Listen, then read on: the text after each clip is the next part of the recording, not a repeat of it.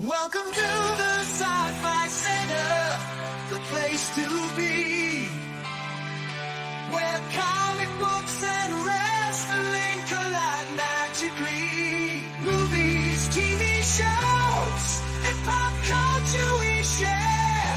Get ready to rock, we're here to take you there. From superheroes to aliens in outer space, we've got the latest news and reviews in our embrace. Turn on your screen, let the neon lights glow. We'll take you back to the 80s. Let's rock and roll. Sci-Fi Center, where the legends come alive. Get ready to geek out, let your imagination fly. We're diving into the past with a touch of modern flair.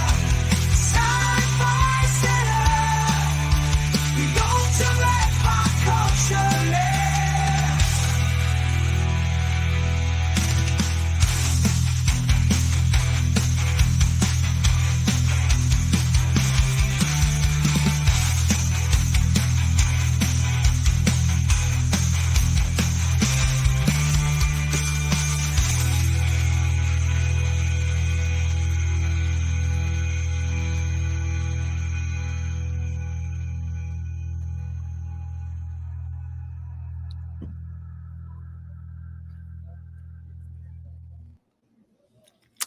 Okay, guys. Disclaimer. Bear with me tonight. We just wrapped up our live wrestling event here as I was back and forth watching Wrestledream. So I'm in the middle of kind of supervising the breakdown and making sure everything goes back to where it needs to go and clean up and all that stuff. At the same time, I'm going to launch a show and get as much out of the way as possible before I have to start like running back and forth here. So pretty fun event. I'm going to share some pictures later on during the stream. But yeah, I was literally had wrestling on this screen and I'm running back and forth, taking pictures and making sure everything went all right with that one. So that's the kind of wrestling fanatic I am. Brad should be on here in a minute. Tonight's topics for this Saturday overnight live show and the show itself are brought to you by Paramount Pictures Smile 2. I'm looking forward to this because I liked the first one right up till the end, and I'm hoping that this continuation will help me like the entire franchise. Trailer looks kind of creepy, but then the premise is creepy. So Smile 2 in theaters October 18th. For those of you here in Vegas,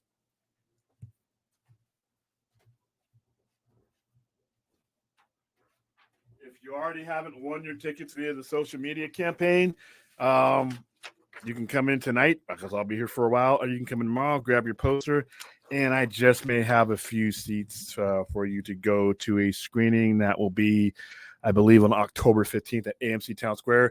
Next up is going to be Venom Last Dance. I'll actually be at that screening. That'll be the following week. So tonight's topics are, as you can see on the thumbnail, the 20th anniversary. I cannot believe it's been 20 years since we heard, "Would you like to play a game?" It's 20 years. Damn. Where did that time go? We are going to talk Wrestledream. I got a special guest coming on to talk about that with me. I'm going to give a full review of this. I can't express just how satisfied I was with this story, the way it breaks down, the way it's drawn, the design, the premise, everything about this right here and this entire venture, as far as the Absolute DC is going to do great. I actually think, you know what, it's Superman books don't move as well as Batman books. I think it's going to come in close. I think Absolute Superman is going to do well. I know Absolute Wonder Woman is going to do well. But yeah, we're going to go through this, see if I can pull up some panels. But if not, I'm just going to go page by page. Some kick-ass variants came in for this. I got a lot of them off the shelf, but if you're on our social media, Twitter and all that stuff, you see me. I've been posting them all day. This is one of my favorite ones right here. This is the axe bat, which is basically we'll get into it, but this looks like this for a reason. It is an axe, and as we discussed a couple of days ago, he does use it to dismember someone. So this is one of my favorite covers. I thought I had hold on. Be right back.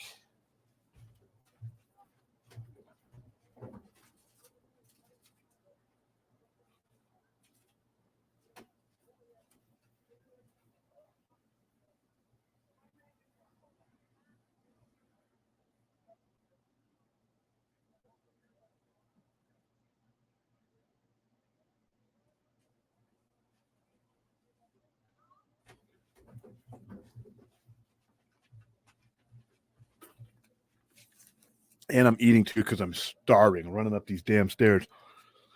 This one is the second rarest one. I think that one. And this one right here. This is a Jim Lee cover. As you can see, he's there holding the axe. This is a Wes Craig cover. I like this one. There are some that are exclusive at New York Comic Con. There's a Frank Miller one that I know I'm absolutely not going to get my hands on, but it's really kick ass. I want it, but I don't think I'm going to be able. I'm probably going to get priced out of that one. This is the sketch variant cover. Now, I don't want to open this back up because every time I do, I end up fucking up the covers. So I'm going to show you basically. It's basically your basic sketch cover. Let's see. Let's go to William profile. Here it is. All right, so this is what it looks like. It's just nothing too special, but if I were to meet the artist of the comic or Snyder or Scott Snyder or something like that, this is the kind of thing that you would get. You would open up, and that's what it looks like. But I'm going to keep it like this. It has the front, just a blank page, and when you open up, it's got the sketch cover. There is so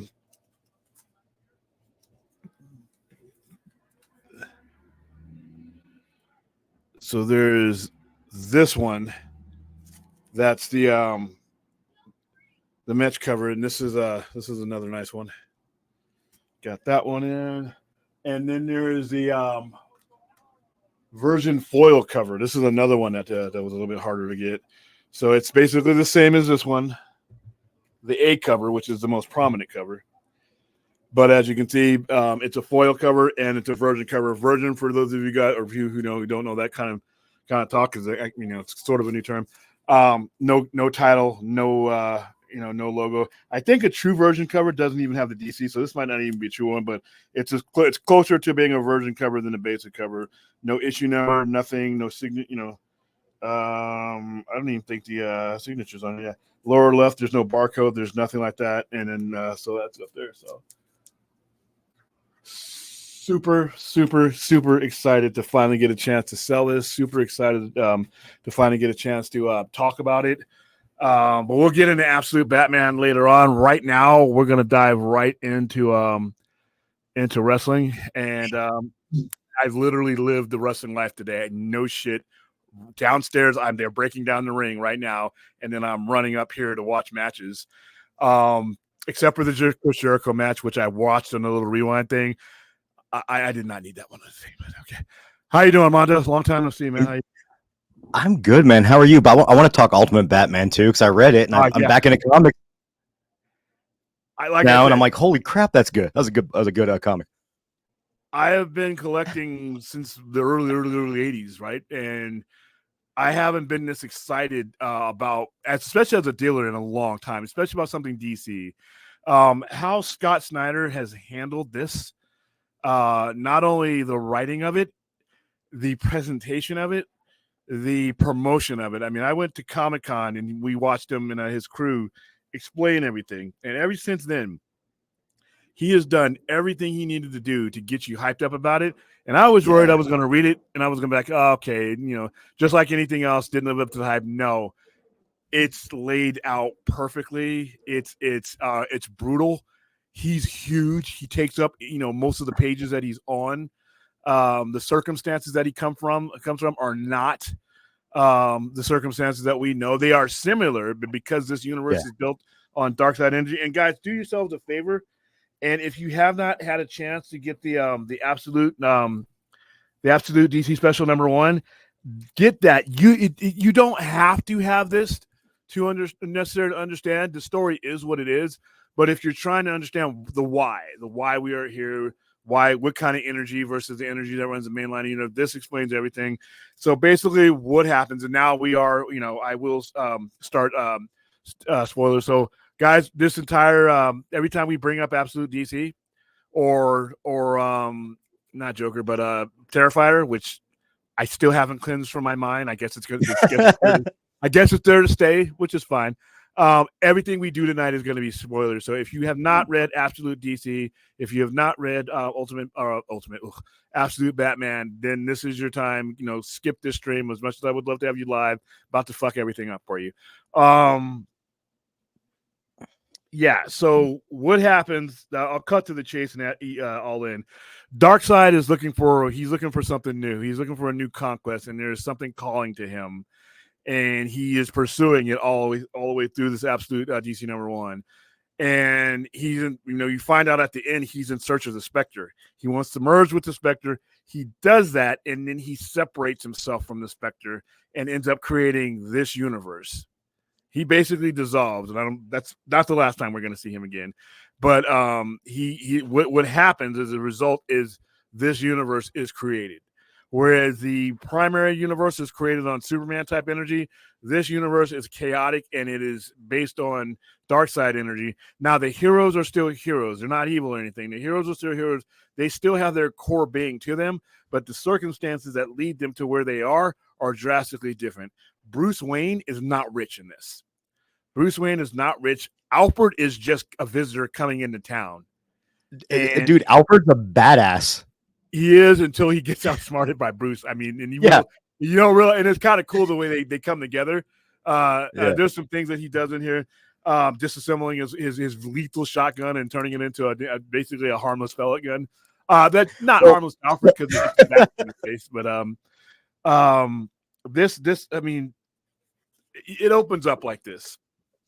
This is your first page. It opens up like this. This is when artists and writers decide that they're going to do full-on spreads, that they're trying to drive home a point. They're just not trying to get a bunch of words in. They're trying to drive home a vision to you. And as soon as you open this up, we got a firearm. We got violence on page 1, and there's violence throughout. Real fast. When I opened it up and I saw that gun, my first thought was like, oh God, are we going to see his parents get killed outside the movie theater in the first pane? And I'm so happy they didn't go that route. Yeah, and they went a dramatically different route in this one. Okay. One of the major differences between this universe is Mama Wayne is still alive, which is obviously a major difference. He has grown up. Instead of Crime Alley being where something awful happened to him, he has grown up in Crime Alley. He has a criminal record, and he doesn't have a lot of money. He's a construction worker. He's a construction worker. He only cares about Gotham. He's not thinking about there's no Justice League. There's none of that right now. He's basically he looks at Gotham and sees it for what it is, and he's going to basically solve it from the end. So this entire story is told through the eyes of Alfred. So he's an onlooker looking on to he's got other things going on, but he gets to Gotham, he's tracking Batman, and all of a sudden, while he's even thinking about that, his bike gets ripped off. Now remember that. So he's here looking for what is this universe's black mask. It's a gang that's formed. He's looking for them. He's more like the Alfred that a lot of portrayals have been, where he's MI6, SAS type of special agent type of guy. So he's that guy. So he's at the top of his game. He's here. He works for an organization that we really don't know a lot about yet. And he's here to basically break down this organization. So he's tracking them. He notices Batman, but that's not his target until they converge on it's really hard to make fight scenes and violence look good in comics sometimes because you just don't have the motion. Somehow, Batman is hunting these people too, and he happens upon them, and Alfred's there. And now, and the coolest thing in here is where Alfred is breaking down his fighting style, and he basically lays out, okay, you've been trained, you're not new at this. They basically say he's been training as a mixed martial artist and learning all these different disciplines, which is pretty badass. Yeah, and Alfred kicks him off, and each one of them, and then he's working out at Croc's gym. Familiar. There is a lot of familiar things that you're going to notice, obviously, if you've been into the Batman lore. However, what Scott Snyder did here is he wanted this to be a jumping on point. You don't have to know Croc. You don't have to know who Killer Croc is. Obviously, I do.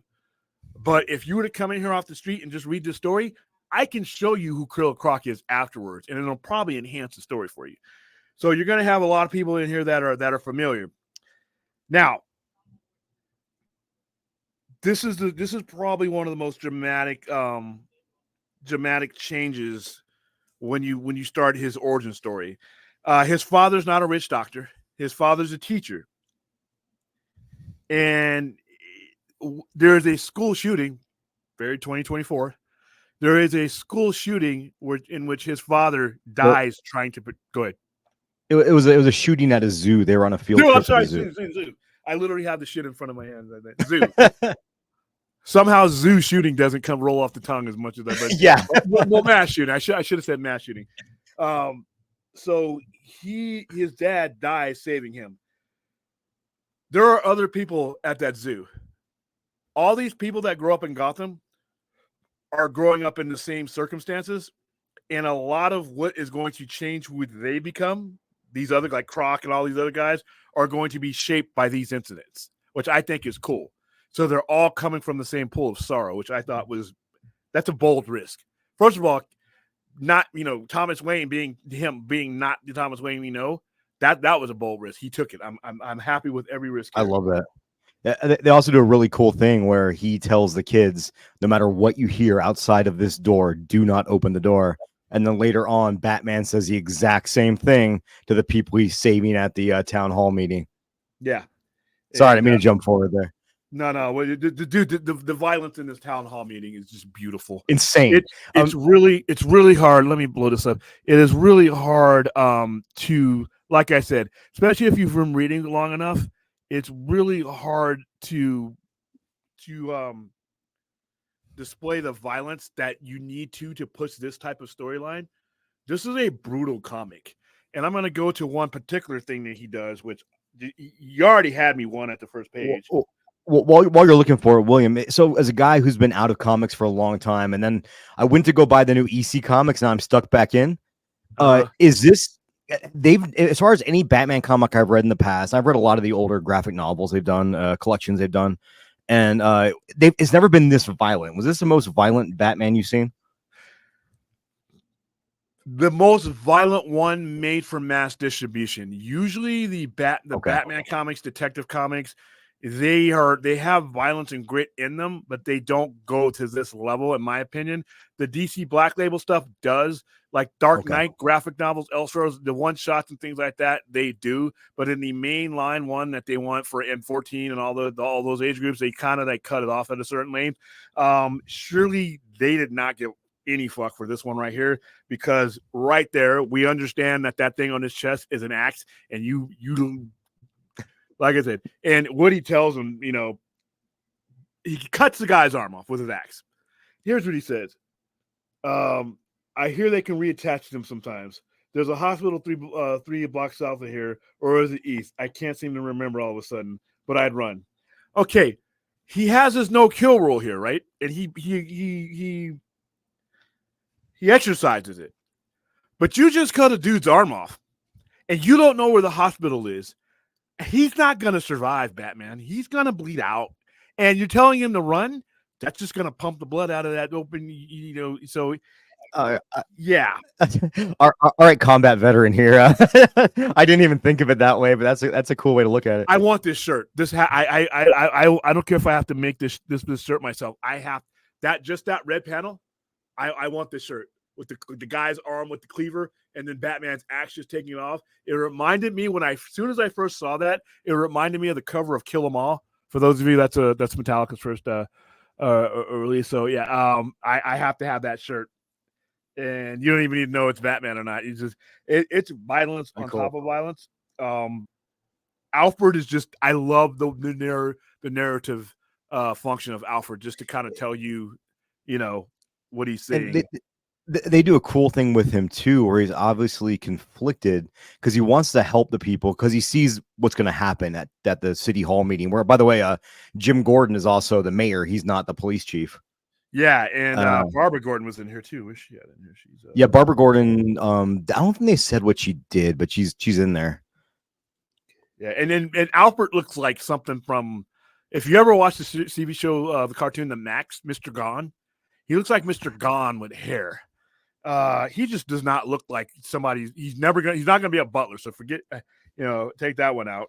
Well, he's also got this confliction though, because the group he's working for, we don't know who they are, but they keep telling him you're here to observe, not to act. Yeah. So whatever group he's working for, yeah, they're okay with all these people getting massacred to observe. So I'm really interested where that goes. And how long someone in chat said that Barbara's a cop. That's right. Yeah, that's she's right. A cop, and she's in here with her little hat. That's the one of the last panel right there, with Gordon's bike. There's just so many things that panels like this. I love this panel. This panel reminds me of some of the stuff that you see in the Batman. This panel right here where he's standing in that cape, where he's walking on the cape, and they actually refer to that here. There's like little pictures where it shows it actually shows the bat walking while he does it. Okay. And the zoo is appropriately, now you know why. The zoo is the title of this new one. If I'm not mistaken, and I could be wrong, but when the dad locks them, when Thomas Wayne locks them in an area, I believe it's the Bat Sanctuary that he locks them in. I could be wrong. And there's this picture. You see that? I don't know how good you guys can see that. Yeah. That there's it looks good. It's dude, there was just so much in here, and it's really hard. Oh, dude. His ears. No kill rule, my ass, dude. Okay. Sorry. Look at this. His ears come off and they become knives and stilettos. And he stabs these guys. Yeah. But Alfred points out that he's stabbing them in non-lethal places where they won't bleed out. I'm pretty sure he actually says they won't bleed out from there. And that's when he knows he's a professional. But when I'm looking at this, the bleeding is still happening, people. It's like, oh wow. But like, I love it though. I love it. If I cut you, William, and you don't know how to field dress it and take care of it, that's not on me. I still inflicted a non-lethal wound that you decided to let kill you. Just saying. Okay. I'm reaching here, brother. I'm reaching. This is a beautiful scene. The fight scene in the town hall where he systematically destroys these Black Mask gang. I forgot their name, but they're again, as a guy who just recently got back into comics and I was obsessed. I was kind of apprehensive to get this because I haven't been into Batman comics in a long time. But it was so freaking good that I went ahead and pre-ordered Superman Absolute as well, because I'm like, if they can do that with Batman and completely just turn it upside down, I'm excited to see they do a Superman. The Wonder Woman, like I said, I was showing everybody the variants and stuff like that. Like that's his axe, that's his symbol. The Wonder Woman one is the one I'm really waiting on. So here's another thing that this no kill Batman does. By the way, I can pretty much circle some dead people in here, whatever it is. He doesn't kill anybody when it's a comic. Yeah, I know. The people are getting away. His little clan of people, his little terrorists are getting away. The Black Mask terrorists are getting away. Because they realize, look at the look on their face. They're like, oh, they're having an oh shit moment, and then they're trying to run. All right, it's after the panel where he like flexes and all the spikes come out of his uniform. Yeah, that one right there. Yeah, that one. Right there. Now, Mr. No Kill decides he doesn't want to let them get away. So no lasso, no nerve gas. There's a bomb I planted, and that won't kill you. You're going to be just fine when this bomb right there blows the shit out of those people. So they're all okay though. I didn't take it as that. They didn't show what happened to the people. What I was thinking, and I could be wrong, was Yeah, that they they're are groaning. They escaping. are alive. There you go. But like I said, come on. No, but my thought process is he was trying to actually create devastation to stop them from coming back, more as a deterrent. He knew they were already far enough away from the blast radius. Yeah, and then Alfred sneaks up on him, and I this is where you realize this guy's not just a brute force thing. Alfred with his SAS MI16 ninja skills tries to sneak up on him, and Batman just disarms him, steals his weapon because he doesn't want a violent weapon on the street. I love his reasoning for taking the weapon. You'll see that weapon again. And then here's him working at his construction job because he's not rich. Not that we know of, unless we're going to reveal something later on. This issue is a lot of it just basically introducing you into the atmosphere and letting you know if you are a reader, an old reader, that this is different. This is different from anything you've read, and it kind of pries your mind open. It does a good job to make you expect everything else. And this is a hard one. This is a hard panel because of the times that we're living in now. I said school shooting, but I really meant mass shooting. Yeah. Usually they kind of stay away from that stuff in comics. Clearly, this was a nerve. This was a nerve. Even if you have never been involved in anything like that, me and Mondo, we live in Vegas. We obviously know it happened 7 years ago here, October 1st. They just celebrated the 7th commemoration of that. If you've ever flipped on a TV in the last 15 years or so, ever since 1999, you've seen some type of mass shooting anyway. They have some in comics, but they generally stay away. He decided he needed to drive home the point and make this an open door to the people who are living today's lives instead of the people who are living the old Batman mythology. I thought it was a bold move, and how it's done, like you that moment, like when he's closing the door, tell him no matter what. That you've heard every time I hear like on CNN, I hear like when a teacher or somebody like puts himself in front of or herself in front of teachers, or ends up getting wounded or seriously wounded or killed, creating time for students to get out of a door. And that when I read that, I'm like, that's literally happening right now. And it was wolf, I was kind of thinking about that too, because I feel like, and this is the sad part about living in the States sometimes, is that we're very desensitized at this point to school shootings where they happen. And you're old enough also to remember Columbine when that happened. Yep. And Columbine was like national news for a year. And now a school shooting happens, and 2 weeks later, people are like, yeah. It's like a car chase. When I was living in LA, the car chases used to be a big deal until they just put them on a little screen and you watch your show. It's like, yeah. And I really liked how they emphasized that in this comic and really made it really visceral and made it very realistic. I thought it was pretty chilling. Yeah. It's what would happen. It's what would happen. It's what has happened. It's, it's not like, well, what a guy, you don't even have to think, well, would this guy do this in that situation? You see it every day. And for this to be what forms him, it's not just the pearls in the alley now anymore. This is what forms him. And there are other people you'll find out that are going to be affected by this. He went one way with what happened to him. Others will go a different way. And I love the fact that there's a unifying point there. And like I said, there's no words here. There's just him saying, get to the back. Dad, said, obviously, Dad, get inside, Dad. He said, Bruce, whatever you hear, you do not open this door. And he closed it. And then you hear, boy, you don't need any words. It also humanizes Thomas Wayne even more, because in the comics, he was just a dad that got shot in an alley. And now he's a dad that got shot saving a bunch of kids' lives and trying to be a hero. Which I think Bruce is still there. Bruce is still there for it. It's like, oof. Exactly. And I feel like that is also what maybe in this universe prompts Bruce to want to be a superhero, because of what his dad's ultimate sacrifice to save innocence. I immediately got that too. And then you go to, if you let me go in here, because there's the imagery of the bats that they do here set you up for Batman's costume. So when you look at this, bats hang upside down. Bats walk on their legs, and it's a little, kids imagery. When you see him, he's using those appendages. He's snatching shit out of people. and he's walking on him to make himself look. He's already massively huge. So this guy, this Batman looks at least 6'6" or something like that, and then he's walking on these things that he has that looks like a bat. And then when he's hanging down, there's one scene in here which is really cool, where he is hanging upside down. I don't know if it. I think it was in the city hall where he's hanging upside down, and he looks exactly like a bat, and his wings are covering him. Like here it is, right here.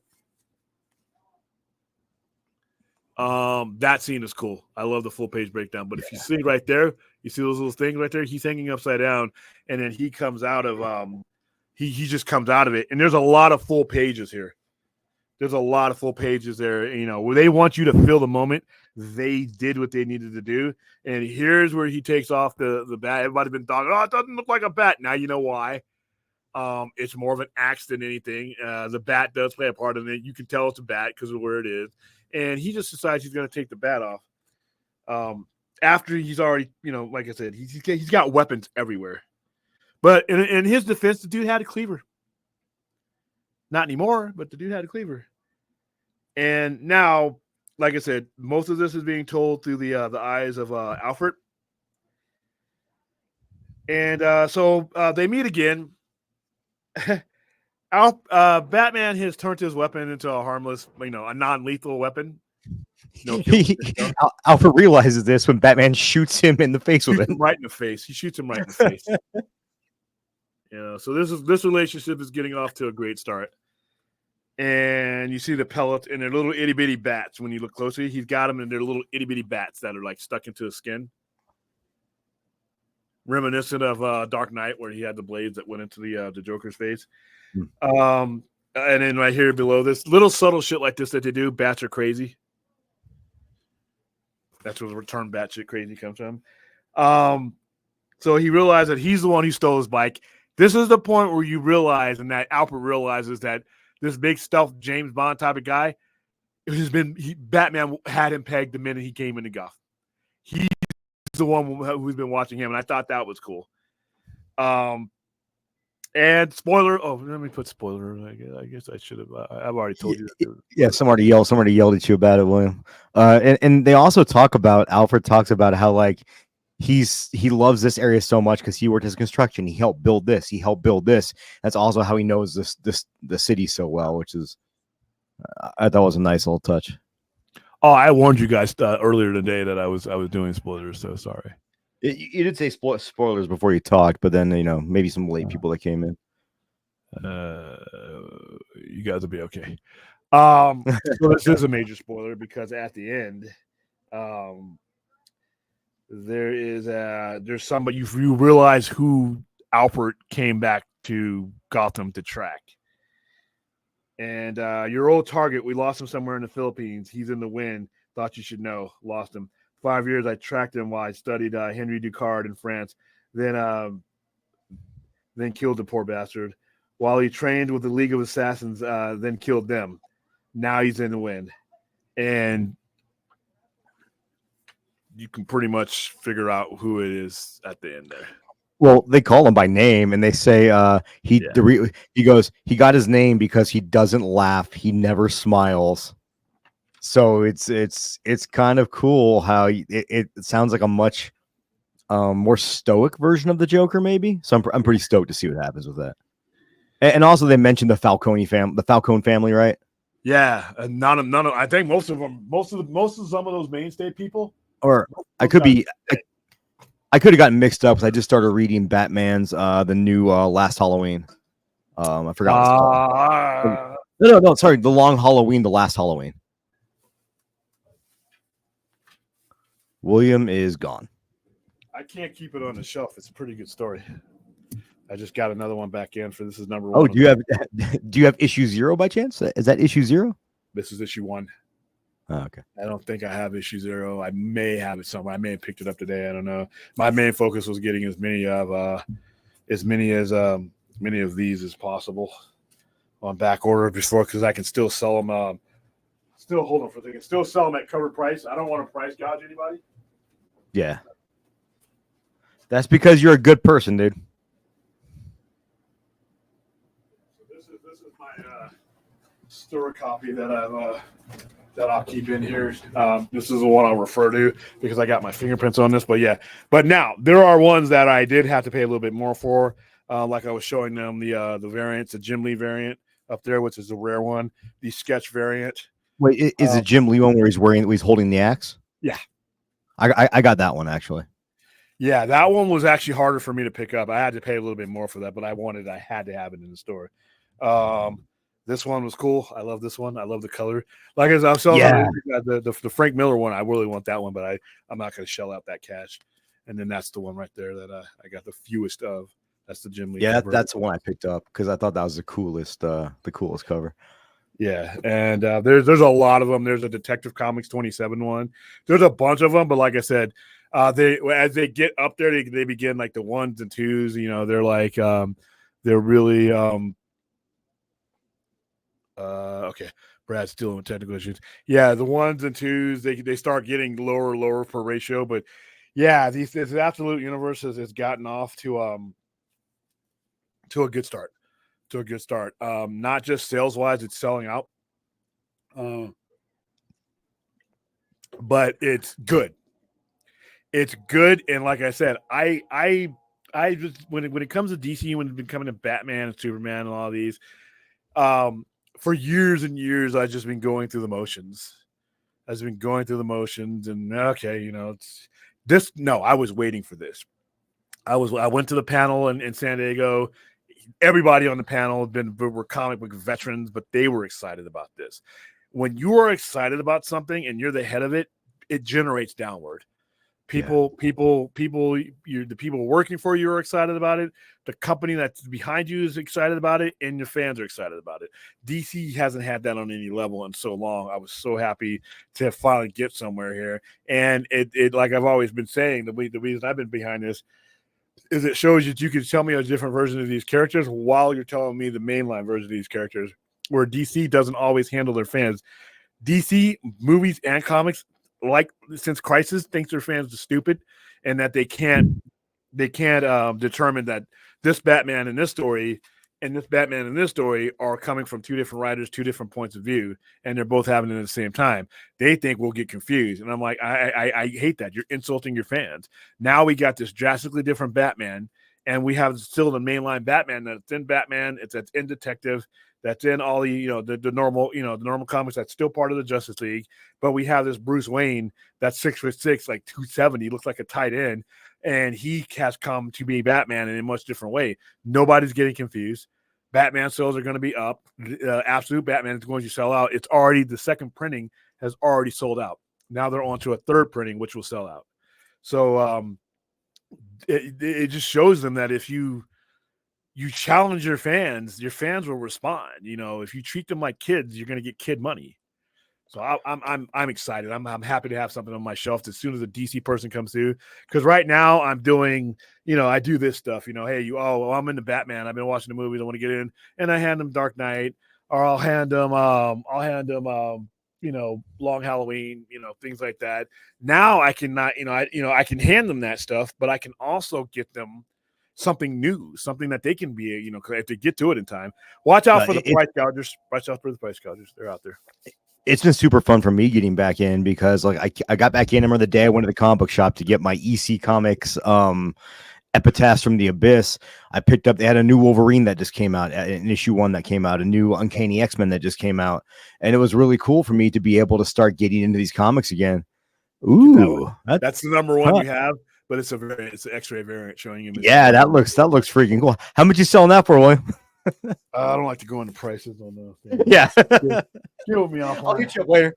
All right, but it's been really fun, man. It's a really fun getting back into comics, and like I get it now, and I hate myself for not keeping up with them because now like every Wednesday I'm super excited to see what's coming out and get new stuff, and it's been fun. In this initiative, we have Superman coming, I think next month, and then we have Wonder Woman, and then eventually we'll wrap it up with the Flash. All from this world. So we'll have the absolute Wonder Woman, though, is the one that looks as much as Batman looks stunning, the Wonder Woman with the tattoos and the fact that she's using dark side energy and she's into witchcraft and all, you know, stuff like that. These are aspects that, you know, these are risky aspects to take, but he's doing it. and she walks around with a giant sword that looks like something from a video game. So I'm interested to see what her origins are. The Flash, all of them, because like I said, there's such drastically different circumstances that have brought these people about, but they're still familiar faces.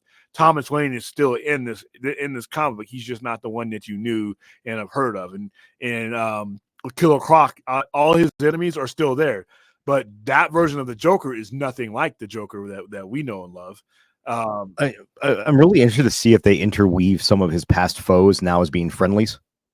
Yeah. I'm really interested if they do that, or vice versa. Like I could see, him meeting, Dick Grayson, and Dick Grayson being on the other side of the track, so to speak. That's possible because Killer Croc, they're friends. He owns the gym that he's in, but he also knows Killer Croc is a criminal.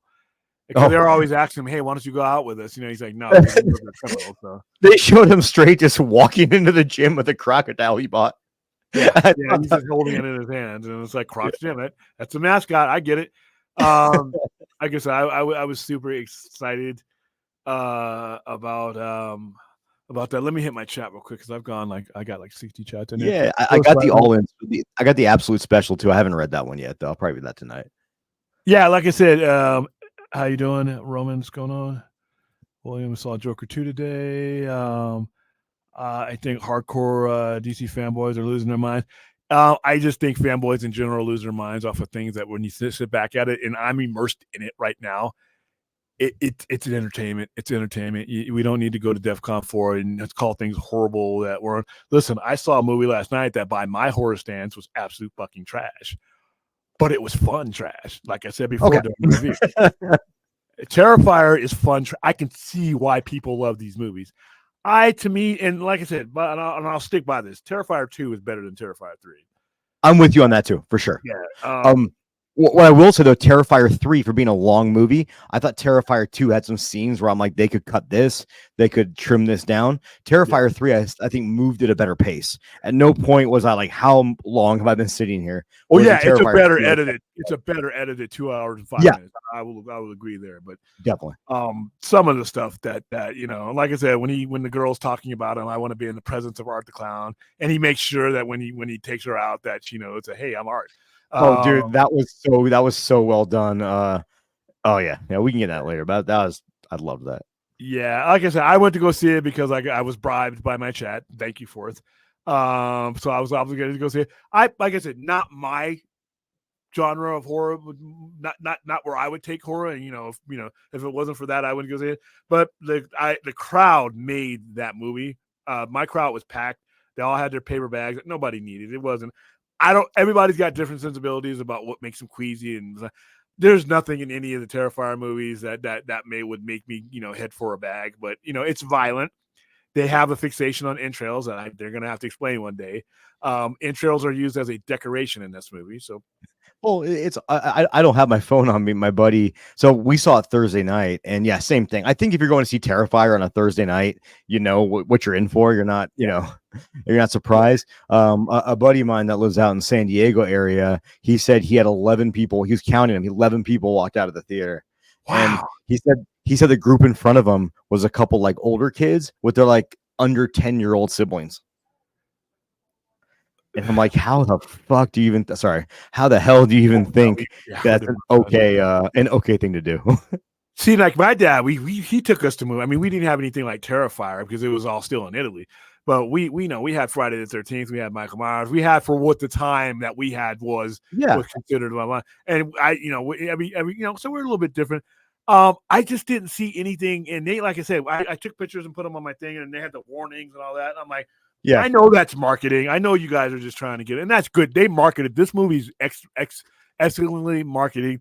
The way they marketed, the way they told you all that, the bags that they had for you, that's just a collector's item anyway. But I didn't at no point in time was I like, I think I'm gonna lose my lunch. There was some crazy shit that went on, but it was Terrifier. Terrifier met my expectations for what I was walking into, and for anybody who's into Terrifier, this movie, like I said before.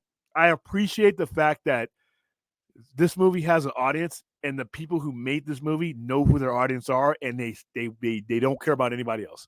There's a relationship between the audience of Terrifier and the makers of the movies, and they know each other and they treat each other that way. And if and for a guy like me, it wasn't made for me, but I can appreciate that it was made. I had fun. Like I said, it was fun. I mean, I am a horror fan. I'm just not that type of horror fan to where it's like it's a sport kill type of situation. And you know me, that's right up my alley as far as I love extreme horror, and but I also think that like again, when my daughter was little, I let her watch some horror with me, you know, Nightmare on Elm Street and stuff like that. But I also came up in the era, you know, when she was growing up, it was the era of DVD. So I'd say we can watch Nightmare on Elm Street, but you're gonna watch the making of first, so you can see it's a guy in a mask and how they do these effects. And but there are like I wouldn't let her watch Hellraiser. I didn't let her watch Texas Chainsaw Massacre. Yeah.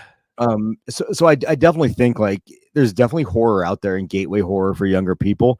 But fuck, dude, Terrifier is not one of them. Like, dude, Terrifier. Terrifier. Yeah, Terrifier. Like, see, for me, like I said, Jason's kills earlier on were more of I take the kill when it comes to the kill in a horror movie, and this goes back to our Argento or anything else. I take the kill as an art form. It's like, how did you execute it? Did it get me? What kind of emotion did the kill? Was it creative?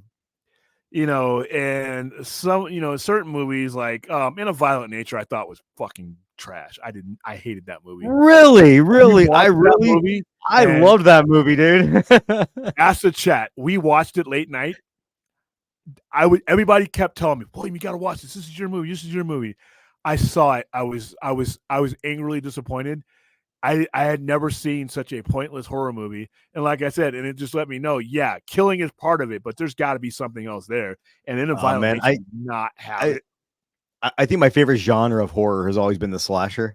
So I probably give them a lot more leeway as far as what they do. That's not a slasher, though. That's a meat grinder. That's Wile E. Coyote without Roadrunner. Hold on. In a Violent Nature? That yoga scene, I'm like, come on, man. It's like, dude, the hook in the head, the head getting pulled through the stomach is one of the coolest kills I've ever seen. Okay, the lady looks like she's rubber. The how is she standing? Nothing works. The one dude was like watching this guy kill the one girl, and then I said, "Oh, I think I'll run now." You stood there and watched that, just like Art the Clown. Art the Clown. It's a fucking Christmas movie, right? Like I was telling people today, it's a Christmas movie. If somebody wearing anything walks into your anywhere and their hands are covered in blood and they got blood and it's not Halloween, we need to not be have a seat. Let's have a beer. Sit on my lap, son. Well, I can get into that. I can get into that scene. I can tell you why it worked is because those guys were drunk as fuck. They weren't paying attention to anything. The bartender had enough sense. He should have been like, "Oh no. He did. He told him to get out, and then the guy's like, "Nah, let him stay. Like, we'll buy him a beer or something." So, and then the Santa, the sitting on the dude. If you don't like watching kids be harmed, Terrifier 3 is not for you. The Santa scene. The Santa scene. Hold on. Yes, but they never actually show an act of violence towards a child. They show the aftermath of what happens. But like at the beginning where he goes and he kills the little kid, you see the aftermath. Yeah. But and even with the bomb, you see the explosion, but you don't, and you see body parts go, but you don't see like anything graphic for children. Okay, what I mean, there's no direct violence, but damn, I mean, yeah, considering what he does to other people, like they definitely restrained it when it came to the kids. Like, and my, it's not even an issue, but I'm thinking like you have Art the Clown, who's this deranged killer, and he kills like 20 people. Like, when he just massacre everyone in that entire mall. But, yeah, he wouldn't stop. But here's the thing, though: at the beginning of that movie, how hard is she sleeping? Her husband's getting smashed to shit. Bro, have you've met my wife, man? You worked with my wife. You knew my wife before I knew her. And dude, she would sleep through that. Like, I'm not even gonna exaggerate. The bed's like he's whacking this guy. I mean, like destroying this dude, and she wakes up like it's just him snoring, and I'm like, what? But then he goes in and kills everybody else. It's just like I said, but it was with listen. Terrifier 3 was everything I expected it. Expected it to be, and my theater was packed. Same with so was ours. And my favorite thing about it was actually Lauren Rivera. Sienna, the final Oh girl, yeah, Seattle Shaw. because Yeah. the way she's so good, and she's a great final girl, and the way they kept talking about her mental health and her trauma and what she's been Popping those through. pills, her and her brother. Yep. Yeah, man, and that's my only complaint about it. Actually, well, I have other complaints, but one of my complaints was that the brother dies, and he's such an instrumental character in the first one, and he's in this one, and is kind of instrumental, and his death is off scene. It's off It's screen. off. Yeah, It's off Yeah. screen. I didn't remember. When the father, the second father, the uncle, when he got killed when he didn't he Yeah. he that's the one where he split the head up, right? No. He split the head. That was a guy that was they're going through to do like a demo survey of the building. Yeah, that's right. And then the uncle died because he went to go pick the brother up, and then he's like, "I'm outside," and like, and the I brother's didn't like, see him die, right? Did he die off screen too? he died off screen / on screen, where they're crucifying his decapitated body to the wall. Putting the head in. So that was I thought, Yeah. okay.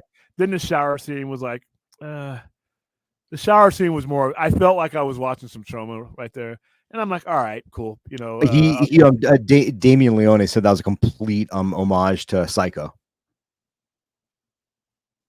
with the shower scene. Wow.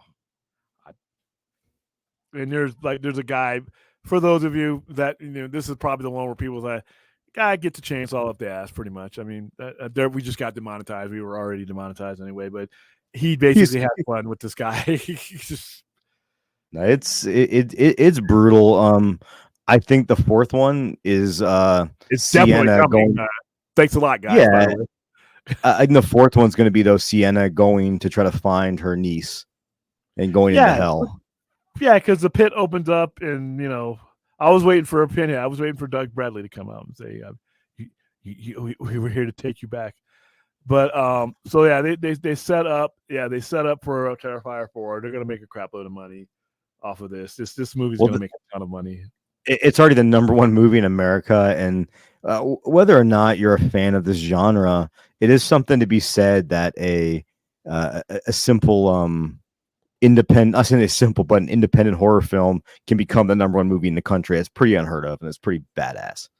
Yeah, it tells you about us as a society, because we're like, ooh.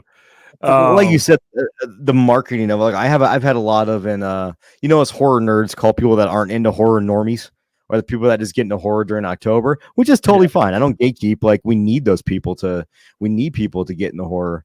But it's funny. I've had people who aren't into horror ask me about this. So I go see it, and I'm like, oh yeah, I don't know if I want to be the one to recommend this to you in case it hate me and not in. Like I'm gonna tell them, listen, if you're into Terrifier already, then yeah, obviously it's easy for you. But if you're into the type of horror I've recommended you before, and then I recommend you Terrifier, that might cause problems in our relationship because it's a different level of violence. Like to me, like I said, the art of the kill, and a lot of the stuff. I like to have a little bit more story, but then again, there's times where I just want to go have fun and watch people get torn up. And Terrifier just gives you that. You do not leave the theater wanting for violence and gore. It gives it to you immediately. And then there's a fucking Terrifier Christmas Carol, if you didn't notice, playing in the background. Oh, it's great. I can't wait to buy that soundtrack when it comes out. I thought that I had to listen. I'm like, wait a minute, because there was a lot of killing going on. I'm like, they made a Terrifier Christmas Carol for this movie. So just a couple things you got asked in the chat here. So I love talking about horror. Someone asked if you like the Wishmaster series. I love the first one.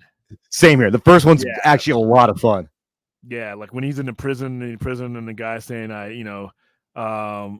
he says something. I said, fucking something to where, and the guy does it for him, and you just see him fold up, fucking himself. Wow. Yeah. I wish I could fuck my. Yeah, he says something, and the guy says, by your command, and the guy, he does that smile the whole movie. But yeah, then they went like to do 2 and 3 or whatever, and then it got kind of goofy. But yeah, the first Wishmaster, the classic. First one's a hell of a lot of fun. And then have you seen The Substance? Someone is asking. I have not. I have. The Substance is probably my #1 movie of the year right now. Right? Maybe between that and Long Legs is probably my #1 of the year. The Substance is batshit fucking crazy, and Demi Moore just goes for it. And I would say like that's another movie that I can't recommend to normies because of where it goes. But think if like there's definitely some trauma stuff in that too. If you watch it, and you'll know what I mean if you ever see it. I heard like it's body horror, so I'll Very give much. Cronenberg will be proud of it, and Lloyd Kaufman will be proud of it too. yeah, Cronenberg's done some nasty shit, man. I mean, Cronenberg has done Dude, I'll never be able to. I'll never get James Woods like fingering his wound in his belly button and pointing a gun out in Videodrome. That scene messed me up. well, the entirety of The Fly, the second half of Yeah. The Fly, like I can't eat while I watch that because that will gross me out. When he's peeking his ear off, and Gina Davis is there saying, "You're getting worse." He's like, "I'm getting better," and he started peeling. He's like, "Ugh, that cream." Someone asked if I'm drinking Grand Marnier. I'm drinking a Hop Ride IPA from our local brewery, Tenaya Creek. Okay, and I don't drink, so I'm drinking Coke. So there you go. I am losing weight. Thank you. Yeah, you're looking good, man. About 15 pounds, running up and down these damn stairs because there's no elevator. Orleans Square, me and you, we got to talk. I can't be carrying chairs up. So it's bitches. Anyway, but yeah, let's see. I gained 5 pounds after my dog passed away because I was just eating like crap and drinking too much. I need to cut back down again. That dog, I remember that dog for as long as I can remember. I mean, that dog, you had that. She was she was my best friend, dude. She was my sidekick, and it still hurts. But you were like one of 3 people that had a dog for like anywhere between 13 to 17 years, and within like a week they all went. And I'm like, wow, man, it's like it just but you get these runs. Yeah, my sister's the same way. She had 2 dogs. One of them was a Pomeranian, 15 years, and the other one was like a poodle type mix, another 13 or 14 years. Are we live? Yep, we're live, pal. We're live here in the Sci-Fi Center. You know what just went down in the Sci-Fi Center? Tell them the best goddamn wrestling show anyone's ever seen in the New Orleans. We can't cuss. I can't. I'm just kidding. Okay. I was about to say I've done it like 3 times. Kidding. No. We cussed opening. No, we had we just had a Sci-Fi Center tag teamed. Tag my hand. We tag teamed to present a fabulous Lucha Libre show here in the New Orleans Square. And it was a great time. Love Will. Williams is a great guy. Sold out, takes didn't care you? of us. Yeah, basically we had every single awesome. Over about over 100 people for sure. So it was really good. Anyway, I'm the Songbird of Wrestling, Ricky Tenacious. You can follow me on Instagram at Songbird of Wrestling.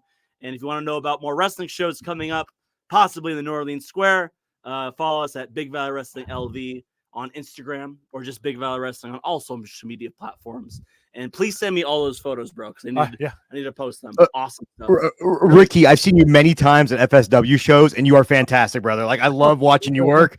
Thank you. Yeah, man. I'm a big fan. Here. You might have. You back me up every time. BBW show soon, bro. Yeah, send me those photos. Okay? All right, man. All right. I'm tired. I'm hungry. I'm going to bed. Good night, y'all. All right. Everything ready for me to lock up? Yeah. Okay, cool. Thanks so much. All right, man. Thank you. Yeah, that was the other half of my wrestling night. Wrestledream, and then running up and down. But yeah, there's some of the pictures. Like I said, here's I love doing wrestling down here. Yeah, man. Like I wish it wasn't tonight because I just totally forgot about. I just got back into town, man. I've been out of town for so long, and if I'd have thought about it, I'd have gone. Like, it looked really freaking cool. Yeah, and they had a lot of high spot moves, and this venue where our courtyard is perfect for it. So yeah, I was happy to dude. I kind of love I love like the pictures you got from the balcony. I'm like, those look from your where your shop is. I'm like, those look so cool. When we pack it out, you get like an ECW bingo hall feel, because when they run out of seats, they put them on the edges. So some of the older pictures I've had, you'll see the crowd above you, and they're shaking the place. And I'm like, I'm afraid sometimes. I'm like, are we going to shake this 1961 Cuban Missile Crisis Plaza to the ground? Because they get that crazy. And you can I'll be sitting here. If you've been here, you know where the courtyard is, right? Yeah. It shakes when that you can hear that crowd shaking. While I was watching what I could of Wrestledream, because I had to circle back and deal with customers, run back, deal with customers, watch Wrestledream, run back. You're gonna get in the ring? Hold on a second. You're gonna get in the ring? No, I will though. I will. And you know what? You've given me an idea. And It's about. I don't want to spoil it here because if it ever happens, it's about the belts that I have. I have an angle that next time they come around, I'm going to do something really crazy because I don't mind. Listen. I live to look like a fool. I don't care.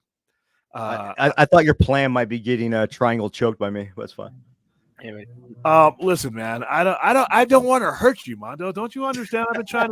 I've been avoiding this confrontation because I really don't want, you live in this world, this MMA world, this my world, and if word gets out about my cat-like skills, I mean, I don't want to ruin somebody's career, man. I don't want to be the Buster Douglas, to your Mike Tyson. I mean, so you know what, like I said, but you know what? If you really want to make this happen, talk to my people. They'll talk to people, and we'll just get to. I'd somehow put you over William and never hear the end of it. So it's fine. There you go. Or I'm going to cheat because what Mondo wants to do is he wants to beat me in the ring for one of my belts. I'm going to cheat to keep my belts. Chair shots, anything I need to do, blue mist, pink mist, I'm keeping my belts. So hello, Brad. I'll make sure someone wakes you up after we're done. It's fine. That's cool. Like I said, I am going to be the Jimmy Hart with the megaphone. You will not catch me. And so yeah, I'm not taking any damage that I can't sue for. Are you done with you had some technical issues, Brad? oh yeah. My career was running kind of slow when I was trying to hop on, so I had to reboot it. Oh, okay. Cool. Yeah, we've been talking about, we've been all over the place. So we talked some Batman. We can talk to it later too, but because you read Absolute Batman as well. You're not a wrestling guy, so we'll skip that. Yeah. But yeah, you read Absolute Batman, right? Correct? Yeah, I have the chance to, yeah. Okay. All right, cool. So I think from our conversations, you kind of agree with it. It's just stunning. It's just a bold direction, and I'm glad they finally are thinking like this. So yeah, we all three of us on the screen saw Terrifier 3. Oh, yeah. I'm trying to unsee it, but it was still fun. I mean, like I said, the people who came with Terrifier shirts on to a 10:45 screening at night, and like I said, my audience was again it was packed. It was full house. And they were money. This movie's going to make a lot of money. How much? It's supposed to do it's already up like 16 million or something like that. And they only they didn't spend anything on this movie. I mean, like more than they have, but not anything in comparison to like 200 million or some shit like that. They didn't. Yeah. So all right, its budget was one $2 clown million. movie killed another clown movie this weekend. Yeah, it's made $8 million, and the advertising budget for Terrifier was a Schleps and a paper bag. So they didn't spend any money. That is whoever is the marketing department for this, they need to be promoted to other things. Yeah, they need to get a bigger office, like give them a raise. Well, and bam, there you go. It's old school William Castle marketing. That name brought up in quite some time. Wow, that's what it is, though, man. It was beautiful. That's exactly what it was. And like I said, not for me. But I completely connect with the people. Me just watching those people just go crazy. And one guy stood up, and I'm like, dude, it's not a field goal, but I understand your emotion. We have spoiler alert. Clapping. I'm like, we got spoiler alert going, so I'm assuming we could talk about like specifics. Yeah, we're spoiling everything tonight. So okay, again, what there is to spoil in this franchise is all about like how gruesomely people die. And my audience, I would say the chainsaw death was definitely the money shot. See, that one wasn't what got my audience. The mouse and the thing, and like I said, that was so unnecessary. That's it. You see, like I was telling you this afternoon. But this is where Terrifier loses me as a franchise. Even though like I said, I had fun and all that. That particular kill was like it didn't gross me out, but I'm like, seriously. Where's Acme? The only thing I was missing is for him to pop open the Acme thing and have a big giant mousetrap, killer or something. I'm like, to be fair, Art the Clown is a competent Wile E. Coyote. He just loves his work, and he's gonna have a good time doing his shit. But the rat, okay, for those of you, I don't know what kind of tube was that thing being shoved down her. Just a tube, just a glass tube. Glass tube that didn't break, by the way, so to the point of like completely dislodging her jaw. And then they put a couple wraps down it, and then they take a they take a like a welder, I think, and then just kind of Blowtorch. blast it down there to force the rats down her throat, and then they slash her throat open and let the rats And the fall rats out. get out. It's actually based off of medieval torture where they tie someone down and they put a cage with rats over their stomach, and then they heat up coals to scare the rats, and the rats would freak out and burrow into the person's stomach to escape the heat. And then they have So I thought that was kind of cool. too. They have one for the head too, where the rats would burrow through the eye. There's definitely like Art the Clown definitely like studied on the Spanish Inquisition. And like I said, he's walking around in the mall, blood everywhere. But how big was that fucking bag? He pulled more shit out of that bag than he had people out of that bag. The one thing they did cool in the mall scene is that if you notice, they highlighted every parent buried in their phone, so they weren't even paying attention to what their kids were going up to go. They would like never even gave Art a second glance. I thought that was actually brilliant. Yeah, because they'll until the last minute, until that bomb goes off, don't the Art plants, don't bother to know. So this is Santa with a scary clown face. Exactly. I thought it was really well done. He's got a little plastic bag, and he's steady pulling shit out of it that don't fit in that bag. Bro, it's like a Dungeons and Dragon bag of holding. Is that what they call it? Like a small bag. It's like this is kind of like an evil Santa Claus. So it's like he just stick his hand in there, like just pull out any like a instrument of death that he needs in the time. I mean, he has a home base. One night at the movies, guys. So I just want to see the scene with Art the Clown, like going back to his workshop and just deciding what'll fit in his bag today. Like, what do I want to do today? Yeah, the freezing thing I thought was kind of cool. Like I said, I still think the second one overall was a better movie. This one was edited. The first two the editing has gotten a lot better because the first two are like, ugh. It was kind of hard to follow, but then I'm realizing there's nothing for me to follow. He's just going to kill everyone. So you'll end up in the same place no matter what the pacing the movie is. This one had better pacing. That's the word I was looking for. This one had better pacing. 2 was a better movie. This one had better pacing. And we watched 2 as a group, right? Yeah, that's 2. I mean, that's that. And 2 was too long. Well, yeah, 2 was the first one I saw, and it's 2 hours 20 minutes. So that's where I use the analogy of like watching Terrifier is akin to being strapped to a chair in front of the elevator in The Shining while the river of blood completely engulfs you. Nothing with Art the Clown is. I don't care what it is. Nothing with Art the Clown needs to be 2 hours and 20 minutes. There are movies that don't need to be that long. So 2 things that happened in the second one. One is they did a Kickstarter, I believe, for crowdfunding, and they made so much money they had to put in a bunch of extra scenes to fulfill those obligations. Oh, really? Okay. But also like there's a lot of scenes. Like there's a scene in the second one where they're going through the frat party or whatever, and it's beautifully shot, but it leads nowhere, and it's like 10 minutes long. And I remember seeing the second one and being like, man, all Damien Leone needs is a good editor to reel him in, because he was editing himself. So he's probably watching this scene and being like, it's beautiful. I'm not going to cut this, when he really needed to cut some of that fluff out of there. Well, that's kind of what I, going through the first 2, before seeing this one, is it was definitely. That's where I thought the first one kind of had a leg up, is that it's a nice tight kind of 90 minutes. So it's the first one is the more economical of the 2. And like I said, the second one, it's like there's something like in terms of what it's striving to do, there's something like fundamentally wrong with it. It's just so much of it. Yeah. So it's Rhea. Ray, I haven't seen you in the chat in a minute. So she wouldn't go see this. 2 was long, and then just felt like it was still long. It felt though like there's a lot of stuff. I'm like, yeah, you could cut this out, and cut this down to about 2 hours or an hour or 50 minutes or so. Well, especially the third act, that kind of that finale in the abandoned circus there, where that's probably like a good 40 minutes of the movie. Yeah, if not longer. So, that was the area where among a few others, they could have really they kind of tightened it up. Again, it's like it's not for what Terrifier is striving to do. The second one, definitely very much excels at it. Just that, like you said, you just a little bit tighter editing, a little reining in the runtime. Something you could benefit from. This one, that's something I appreciated about it, was the fact that they kind of I think probably they heard that's probably the biggest criticism I think the second one got, was the fact that people thought it was too long. So I think they heard that, and this one's a little bit more reined in, because it's a good even 2 hours. But of course, that they were never gonna rein in the gore at all. No. And I'm trying. Like I said, my audience, I'll be right back. They just couldn't get enough of it, especially Yeah. at least in the theater I was in. It's like, the chainsaw up the ass was really it was the kind of the money shot for most people. That part was insane. That I thought Yeah. that was so great, and like it's Terrifier, so you know they're gonna go there. Like they're always gonna go there.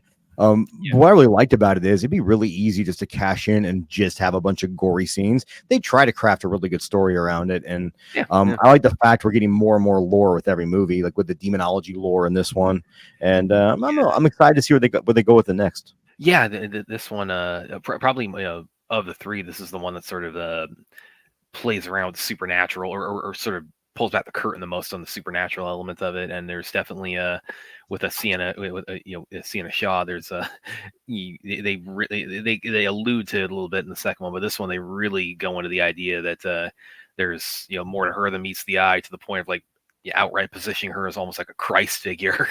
Yeah, when her hand wounds heal at the very end, Yeah. I thought that was really, really cool, because I was thinking like, man, she's grabbing that sword by the blade. There has to be an easier way to pull this girl up from this pit. She's a great final girl. I think she's one of my new favorite final girls. Yeah, and Lauren Lavera really, she really, really brings home. And she, anybody not aware, she's actually quite the martial artist herself. Yeah, I just read that she's been doing martial arts for like 20 years or She something like that. Wushu and Taekwondo and Khmer Kun and a few others. So, and you definitely see that. The last one even more so in this one, where when she really stands up to Art, she really really is able to really able to give him a run for his money. I don't know. And Bradley has a comment here. I can tell they cut a lot of sag was on their neck filming, so makes sense. But yeah, a lot more smoother runtime. The kills, effects, the story were better too. So my fave. Yeah, I because this was kind of within the vicinity of the strikes last year. You trying with like how how it it was. I didn't even think of that. Yeah, that makes sense. yeah. Trying to think like what else really stands out about they also David Howard Thornton is so good without saying a single word. I'm really impressed with how he plays the character so expressively, and yet there's no. And I think they brought the demon in because they needed some exposition. Yeah. And they realized we can't have Art the Clown give us exposition. But I like how it also kind of explained that it seems like in the first Terrifier now, he was just a fucking killer, just a serial killer. And then, but when he died, it's almost like a Freddy situation from Nightmare on Elm Street, where demons were like, look, we can make you forever, but you have to be linked with us. Yeah. And I think that's how I kind of read it. I could be wrong. Yeah. Again, a lot of the supernatural side of it, the demonic side of it, it's still, there's a lot that's revealed in this movie, but it's also still a lot of it's very subtle, and still there's, it still has, there's still blanks to be filled with a lot of it does leave questions open, and not just with Art, but also with Sienna. And the way it ends, they are definitely intending to make a Terrifier 4. I don't know if they're gonna make a Christmas movie again, but they were definitely be a Terrifier 4. I think they should just keep rolling with different holidays, like do a Flag Day Terrifier, like 4th of July Terrifier, Arbor Day. Just pick the most absurd, like Valentine's Day Terrifier. Just go with it. The first two they've already kind of taken on Halloween, and they haven't done Thanksgiving yet, but I mean that's kind of like that's close enough in the vicinity of Christmas, where it's like imagine like Terrifier : Independence Day or something. Hey, why not? Yeah, but go ahead. I honestly think the next one will be Sienna going into hell to find Art. Yeah. Because the way they made it with Gail, Gail was that the Gabby. Gabby, sorry. The way they dropped her down the into hell essentially, or the abyss or whatever, but they never showed her die. So I'm thinking that's going to be Sienna going after her in the next one. And good, sorry. She states outright, "I'll find you." It's like, yes, her hands heal up. I'm going to come find you. So that the tease of like her her healing and her supernatural quality to her. That's that's definitely meant to link up to the ending of like watching Gabby fall into the abyss at the end, which that's something else is really kind of a bit of a I think kind of an unexpected twist, and even for having subtle supernatural elements, nobody expected like hell to open up in the floor, at the end of it. Oh, no, I expected her completely to pull her up and save her. I did too. Like, I did too. That's a classic. That's a classic ending. I expected that, but didn't get it, and I'm okay with that. Like, I'm interested to see where they go next, and I'm all in for it, man. Like, anytime an independent film can do this, it's just opens the door for so many other people to step in and do something similar. Maybe not in the same vein, but whether it be an independent comedy, an independent whatever. Yeah, I've seen a lot of people in the business, and certainly on the indie side, really commending it for the fact that you took some, the fact that this series is just, it's just gradually just gone mainstream over a period of like 8 years or so, and it started out from like the first one making like $500,000, and then the second one going to 15. Now this one's going to make that its opening weekend, and I said the other a little bit ago, we were kind of talking about this on the watch party we did earlier. I'm kind of, based on the turnout I saw this weekend and the enthusiasm it's getting, it's like I'm expecting this to have some legs. I think this is going to like really have some staying power through Halloween and maybe even a little bit into Christmas. I think so too, and it's funny because like Art the Clown first made an appearance in a anthology horror film called All Hallows Eve. Yeah. And I remember watching that when it came out, and the cover is his face. And I was thinking, well, this is a cool character. Then Terrifier came out, so I had to get that right away because I'm like, oh, it's the same character, and that was a fun character. And it's funny, I know people that hated the first Terrifier and loved the second one. Yeah, that's interesting. Yeah, and with me personally, because I hadn't seen the first one. I saw was the second one when that came out, but Art had already kind of he'd made enough of a landmark where it's like you were seeing him around like at Halloween, so I'd seen the face, I'd seen him on Google, I'd seen him on social media, so it was the kind of thing where it's like I knew vaguely of like this kind of scary clown character, but I just couldn't quite like pinpoint. Okay, where's the scary clown, with the bike horn and the tiny hat coming from, and then then Terrifier 2 comes along. It's like, oh, okay, I get some context, and was able to kind of go back and fill in all his origins. And I do think it's safe to say now, with this one that Art has really become kind of like it's definitely on mainstream. He's become like the new Freddy or the new Jason or the Michael Myers. I'm interested to see 10-15 years from now if kids who are like 16, 17 and saw Art the Clown, and if he is there, if he is there, Freddy in 10-15 years from now, like Freddy, like I saw Nightmare on Elm Street 2 when I was like 5. Way too young to be watching that shit. No, that's a perfect age. Come on. But as well as I do, like Freddy was in everything, man. He was in the comic books with ads. He was on a political TV show with puppets. I don't know if you guys remember that. I think I do now. Here's the thing. Big problem I have with Freddy is it became what Freddy is, and this is why I don't mind Jackie Earle Haley's portrayal of him. Because in my opinion, and like I said, when I first saw Freddy and I watched it, because I watched it, I was 10. I saw it in the movies. I grew up in the age of Adam Walsh. So we knew what Freddy was.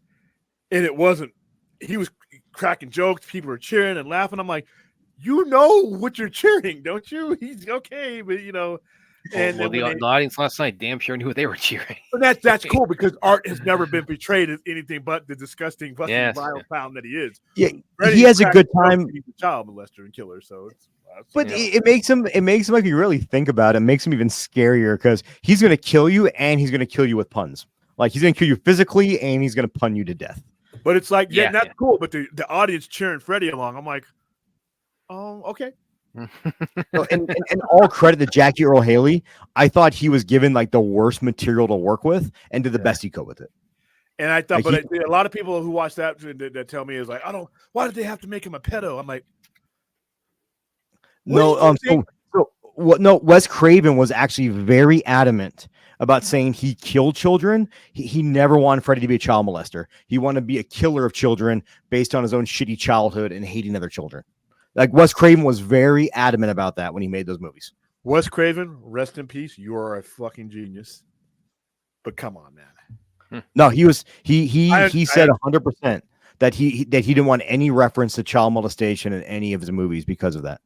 But if you look at what he's based on and what was what was No, inspired, you're not wrong. You're not wrong with that. I'm just saying though, they were very careful. and I can respect that, but at the same time, there's a lot of people who are like, well, how could you make him this? I'm like, well, now that if you're going to do this, we can't, you put in a safeguard that really would not exist on the Yeah. and Ed Gein didn't just like the taste of skin. He was Ed Gein didn't eat people. I don't think he did. He dug up corpses and built weird shit with them. I was about to say fun stuff. No, with he them, but no. skinned people and did things with their skins. I thought he ate. Oh, them. and listen, anybody, if you, It's sad that we're getting our serial killer. Ed Gein only killed 2 people, and one was because it was a waitress or a bartender that he was infatuated with. But because he was slow, his mom always told him that because his parents were Bible thumpers. They said like, "This is hell, and then when you die, you get to go to heaven." And he thought she was too good of a person to be living on this earth. But he was a grave robber. Yeah, He well, was that really is a He grave has so robber. many He things did, based too. on him. He has so much And- based on him. Oh, yeah. Anybody is like you're not familiar with Ed Gein, it's like look up his Wikipedia page, and the stuff that the cops found in his place is like it's stuff that like Art would like look at that and say it's like, okay, you're going a little bit overboard here. It's literally he lived in the Texas Chainsaw Massacre house. Is literally what it is. Yeah, he wasn't eating flesh, William, but he was making bowls out of people's skulls. Okay, I'm sorry. I got my atrocities mixed up. I view a lot of, like I said, I study serial killers to the point where something is wrong with me. That's why Mindhunter has to have a season 3. All right, Netflix, you've given me some really. Yes, I'm with you. I gotta have Mindhunter. Please give it to me. Just to backtrack, Freddie was on a show called DC Follies that came out in like the late 80s, early 90s. It was during the I think it was during when Bush first got elected president, like in '88, and Freddie was on the show. Like it's just fucking wacky to know that it'd be like Art the Clown being on, I don't know, Meet the Press. I don't know any political shows nowadays, but I could almost see that happening in It would be Terrifier like 4, Art by the the Clown way. being on Veep. That's what it'd be like. okay, there you guys go. What like with the part where he's in the bar with the Santas, like, and he's just like having fun, like with like pretend to be like a big Santa fanboy, and then he pisses on the one Santa's leg before killing all of them. Yeah, I could almost see something like that happening in Terrifier 4. Because Art in universe has become kind of a kind of this urban legend. People are cosplaying for Halloween as Art, so I could almost see there being like a scenario where they have him, almost like the first Joker, where they have him on like the Murray Franklin show, and they have Art being interviewed, and he's just all. What's that interview going to be like? That'd be hilarious. He just pulls shit out of his bag. But while I got you, Armando, because let's talk Wrestledream, man. Oh, sorry, I like talking horror too. No. I just didn't want to like Well, just real quick, final thoughts on Terrifier 3 is like anybody who's bottom line is like if you're somebody who's looking forward to Terrifier 3, you will definitely be getting your money's worth. Yeah, 100%. I'm a fan. It's just I hope we get a new one every year. Like it fucks off. Happening. I think they're gonna because Terrifier 4, I think they're gonna fast track it after this one. Oh yeah, as much money as it made. They didn't film. They weren't filming a lot of this at the same time, just for stagecraft and to save money. You know what I mean? I mean, I'm not saying I've heard that anywhere, but I think a lot of smaller studios are going to start doing that because a lot of the locations are common. The people are already there. There's a lot of added on expenses that you don't have to add on if you're not flying. That's what they should have done with Dune 1 and 2. They really, if Warner Brothers weren't pussies, they would have filmed Dune 1 and 2, and they would have saved themselves a lot of money. It worked out well for them, but a lot of the movies are getting more and more expensive, and with streaming and everything else, you just got to save that buck. So let's see, Wrestledream. What'd you think about the pay-per-view overall, Amanda? This is the first AEW pay-per-view that when I turned it off, I didn't feel good about. Yeah, that's what I said. Like the ending was such a downer. And that's what kind of took me out of the whole show was like, also the wrestling on the show was excellent. Yeah. I did expect the main event. Match. I have a favorite match, but I'll get to you. It's a 3-way. Your favorite match was a 3-way. Yeah. Yeah, 100%. That was the best match of the show, period, end of story. Yeah, because of the talent involved. I don't like the way that ended. But I understand you're telling the story. I'm always going to be okay if you're gonna tell some long form storytelling. But There was a couple matches on this card. Like I said, and this was if there's any pay-per-view where I could not be glued, this was it because some of these matches, like I said, I'm sorry, but whenever I see Chris Jericho on the on the screen, I just I'm not into him anymore, man. Whatever he was in his career, I respect that, but I can't sit through his matches anymore. I just can't. Yeah, do it. dude. So I know you're an ageist and all. No, he just doesn't do it for me. I mean, because there's people older. PCO entertains me more than he does. To break it down, I'll just run through real fast. Jay White over Hangman Adam Page. That was the opener. I thought that match was excellent. Wait. You're gonna just skip Brian Cage and? Oh, do you want to talk about the pre-show? Yeah, I Brian Cage beat Atlantis Jr. That was a fun match. Just power versus speed. I really like that. Anna Jay and Harley Cameron was actually really good. I thought that was a good match. That's why I didn't. Yeah. Want to skip it. No, Anna Jay's looking better. The Acclaimed versus MXM. It's insane that Rico is on a wrestling show and looked good, man. But that was a fun match. I thought that was right where it should be. I thought that was perfectly placed where it was supposed to be. And then I will say the fucking Outrunners. I love the Outrunners so much. I don't get it. Dude, they're top sellers and everything. I grew up in the 80s. I don't get it, but congratulations on a gimmick that is working, you know? It's funny though. It's like when knowing how you are, I knew you're not going to be a fan of the Outrunners. I love the Outrunners. Yeah, I will do my clap because I love it when a gimmick works for people. I'm like, when I hear their music, I'm like, oh shit. Hey, dude. No, I appreciate that though, because like it's okay to say, hey, this doesn't work for me, but if it works for everybody else, who cares? Like, let them. You know, I was that way with Orange Cassidy. I used to when he first got signed by AEW, I was like, why? And then the more I watched him, the more I got it. The match with Pac. Yeah, no, same here. That put him on the map, and you realize, oh, he can go.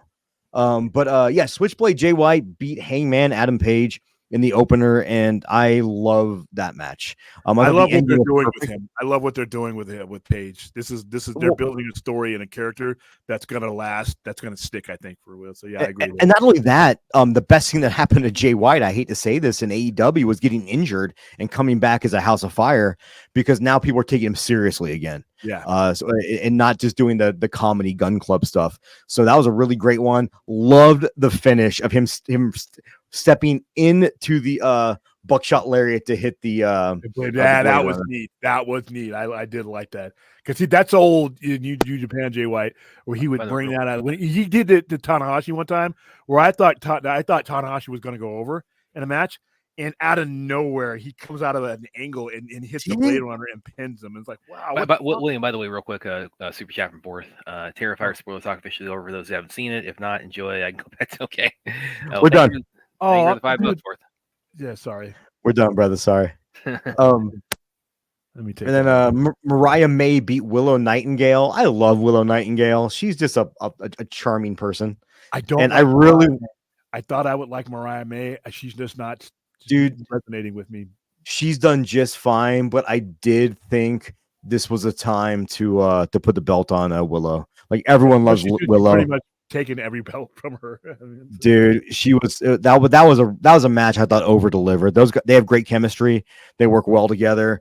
And I think she works better with Tony Storm because without Tony Storm, I haven't had any time for Mariah May, but that's just me personally. Yeah, I think that but I think what's going to happen is when Tony Storm, she's right now wrestling in she did her run in Stardom in Japan, which by the way, if you haven't seen her interview where she talks about Stan Hansen, I'll send it to you. You have to see it. It is the best thing ever.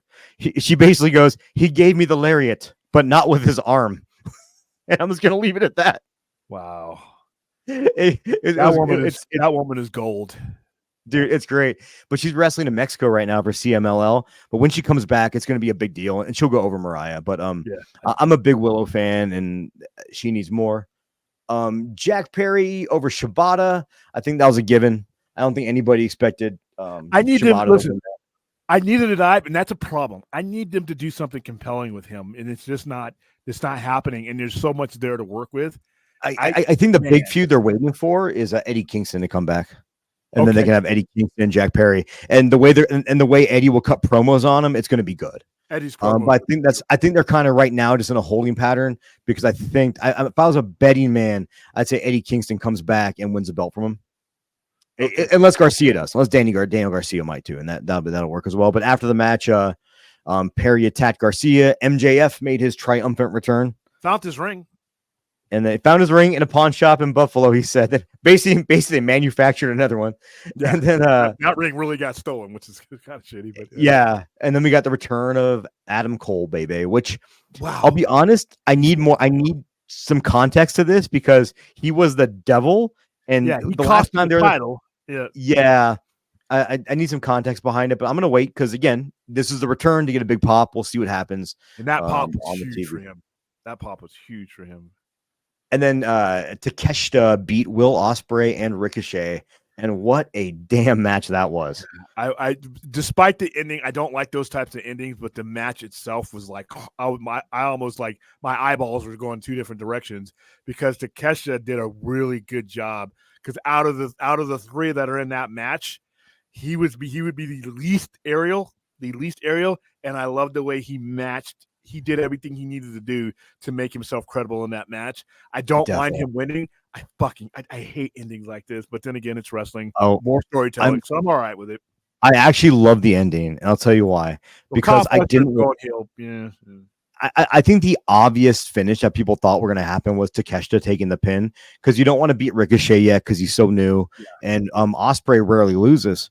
So I like the idea of Kyle Fletcher versus Ospreay. I think it's going to elevate Kyle Fletcher to another level, and I think that should be really, really Jeff good. Cobb and the mighty O'Khan and all these other Australian Aussie Open guys are the great O'Khan, not the mighty O'Khan. Come on, William. Yeah, I'm thinking, dude, it's late. United Empire. Swerve Strickland came back, and there's still this segment felt a little bit flat for me. I'm gonna let you go. This is mishandled, and I'll tell you why. But go ahead and later. No, go ahead. I want to hear it because I bet we're probably close to the same on this.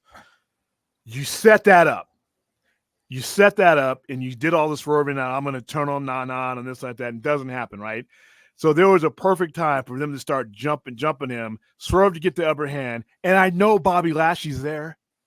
I know he's been signed. So bring him out right then and there. Why wouldn't you bring him out? Well, that's why I think it felt. I thought it was a good segment. I just felt I love the segment until then. Yeah, because I think everyone was waiting for Lashley to come out. However, I think the reason they didn't want to do it is they didn't want Lashley to get cheered over Swerve, which anybody making a debut is going to get cheered, face or heel. Yeah, doesn't matter. No matter where it happens. So. Now, what I think they should have done is they should have jumped Swerve and had Nana pull his headband off and start punching people with the headband. Like, people would have lost their shit for that, I think. Well, yeah, because he has used that. I thought that was what was going to happen. I knew Swerve wasn't going to turn on him like that, because I saw what they were setting up. But I'm like, okay, the setup was great. Now give me whether they're going to cheer him or not. Bobby, doesn't matter. You would have got the kind of reaction. But I thought up to that point, I loved the text of it. We're family. I don't turn my back on family. And MVP. And then I saw Sean was when he said, "We're not asking you. You're either with us or." And I loved all that. And like I said, all that was missing was Bobby Lashley. And then I think they repeated the same mistake in the main event. Yeah. No, I'm with you on that. We'll get into that. So yeah, hologram over the Beast Mortos in a 2 out of 3 falls match. I am a big Beast Mortos fan. He has a cool look. He's a great wrestler. I don't like how he wrestles in that shit. Dude, I don't like the idea of a 2 out of 3 falls match, only because like when you're talking about hologram has been undefeated. And then he takes a pin in this match. Yeah, he didn't lose the match, but now we saw him get beat for the first time ever.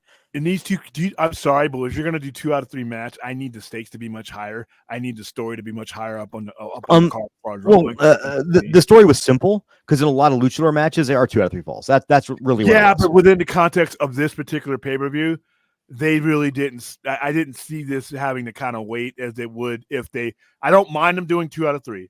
They got to do something. Hologram has to be a lot further along for me because right now it's not a gimmick. I'm not saying it's a gimmick, but he hasn't been put in a situation to where he is in a top line situation to where this match, the stakes for the AEW audience and the general audience, who many of them, a lot of them watch, a lot of them watch Japan, but a lot of them don't. Well, so where that was in the card, I just didn't know if that match warranted that yet. There could have been a very easy storyline leading into it, where it could have been holograms, them saying, "Hey, hologram," or whoever they're going to get as Morto's mouthpiece, which it looks like it's going to be Jake Roberts, which is kind of weird. But him saying, they could have just said, "Hey, you've beaten Mortos once, but you haven't beat him Lucha Libre style in a 2 out of 3 falls match. That's what Mortos wants. He's going to beat you in that match." You then, just did then it. It's set up. You just did it for Tony. It's like, yeah. Right there. Which is okay. Like, I don't have the shit in my plate that he does. Darby Allin over Brody King. I thought that was a fun match. The terrifying spot in this was somehow the safest looking. Like, I watched it and screamed in horror when Brody King fell the top onto the steps. And then I watched it again. I was like, oh, he fell perfectly flat and safe. Thank Christ. Yeah, Darby Allin's determined to just die on screen sometimes. Dude, no one, like, he does his dives through the ropes. He goes so hard. Like, he's fucking flinging his body as a weapon, like legit. Hear it. When he hit, one time he did a suicida and he went bullet into the side panels, and they were hard side panels. And I'm like, you've been ran over by a bus. I'd never heard about. I'm glad he didn't do Mount Everest again, because I don't think I'd have ever seen him again. Nah. But he's legit crazy. That glass table from a few months back that he did, where that shit exploded, where he came off, I forgot what it was, him and Sting. And Sting was another fool at 65, was trying to say, fuck it, I just think I'll end it here. Those two don't need to be together.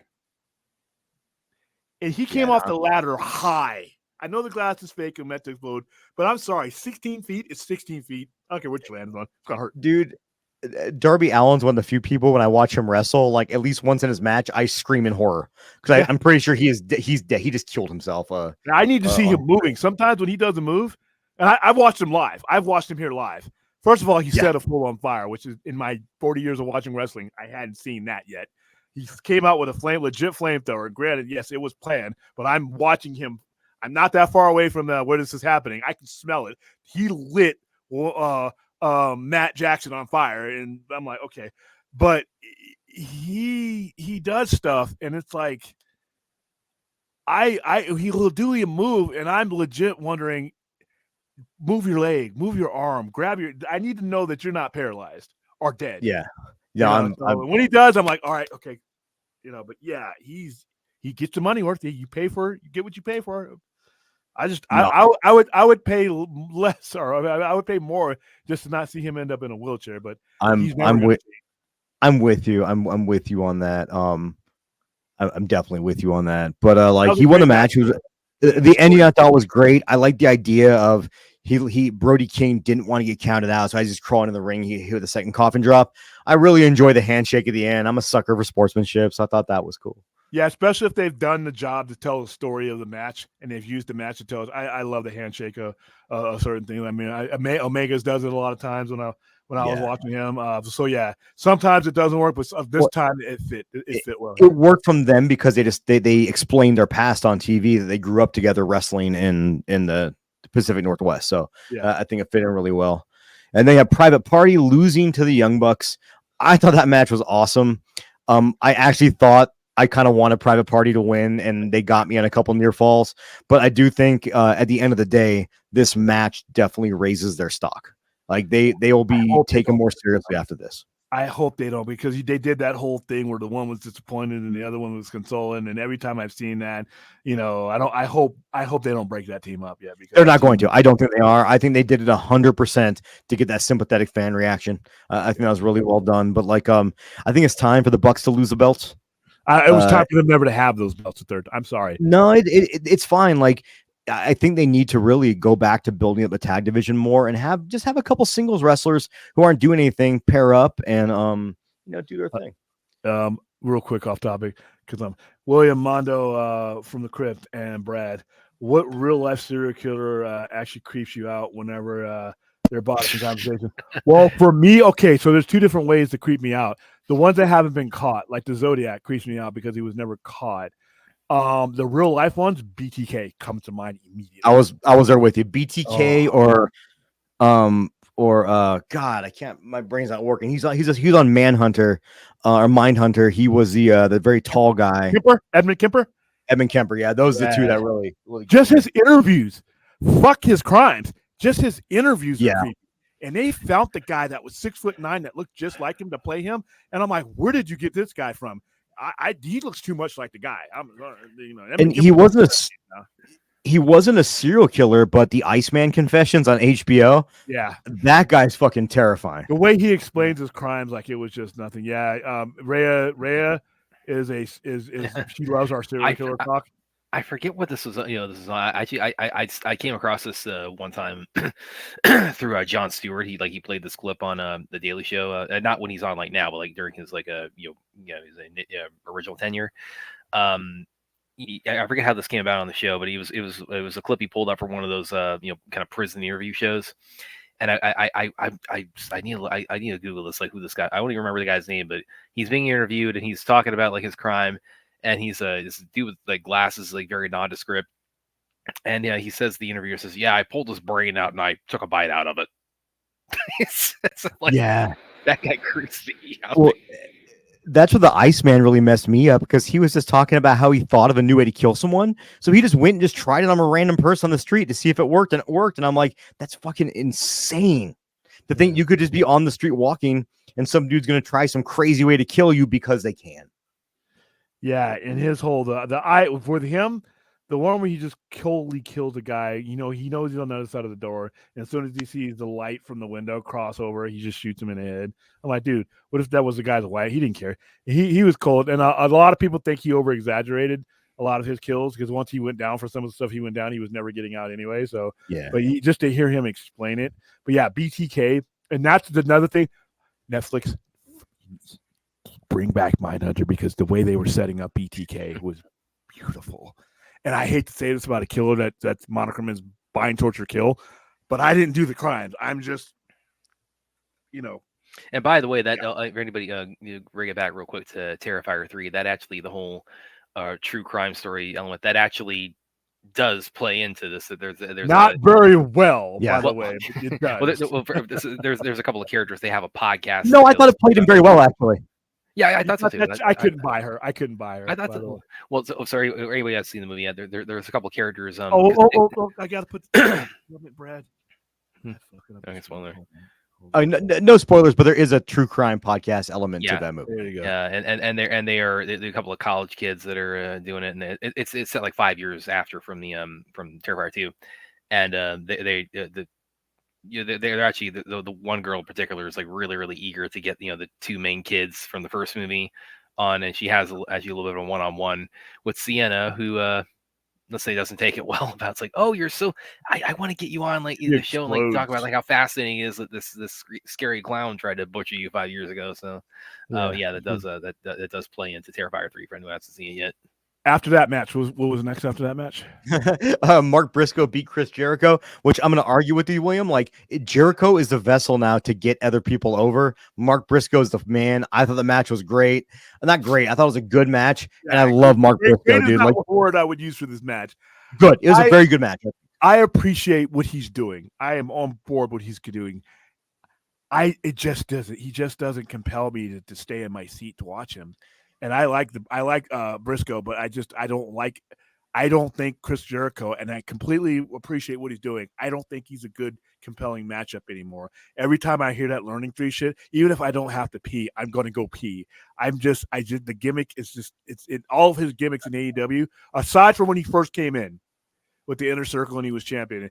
Each of his gimmicks has just lost me more and more. And it's like, I like the learning tree, but I think though, I think he's going to be better off. I think he's at least this is what I think. He's going to transition out of a wrestler role into more of a managerial role, and he's going to be Big Bill. And that's why he's going to be great there. Yeah, that's why I think they're going to. I think he's getting that group set up so he can take a step back, and he'll wrestle like in 6 man. He'll wrestle every now and again, but he's going to take the focus off. Don't tag him in. I did. Well, we're getting there, but we have to get there. We can't get there in one show. And the main event, Jon Moxley defeats Bryan Danielson in Bryan Danielson's hometown. Now, I think most of us knew that was going to happen. Yeah. I'm surprised, to be honest with you.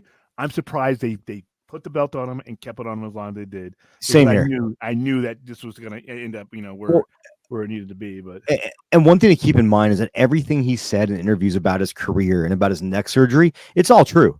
Yeah. Doctors have been advising him not to wrestle anymore. The reason why he wasn't in Blood and Guts this year is because the doctor said, no, you can do regular matches, but you cannot do this. Yeah, remember the concussion issues he had years ago? Yeah. And if you watch how he wrestles now, he's very protective of his head. And he wrestles he's such a good wrestler that he can do that. I knew Moxley's going to win. I love Moxley's new character. I really do. Someone said it was a take off Romper Stomper. The old movie.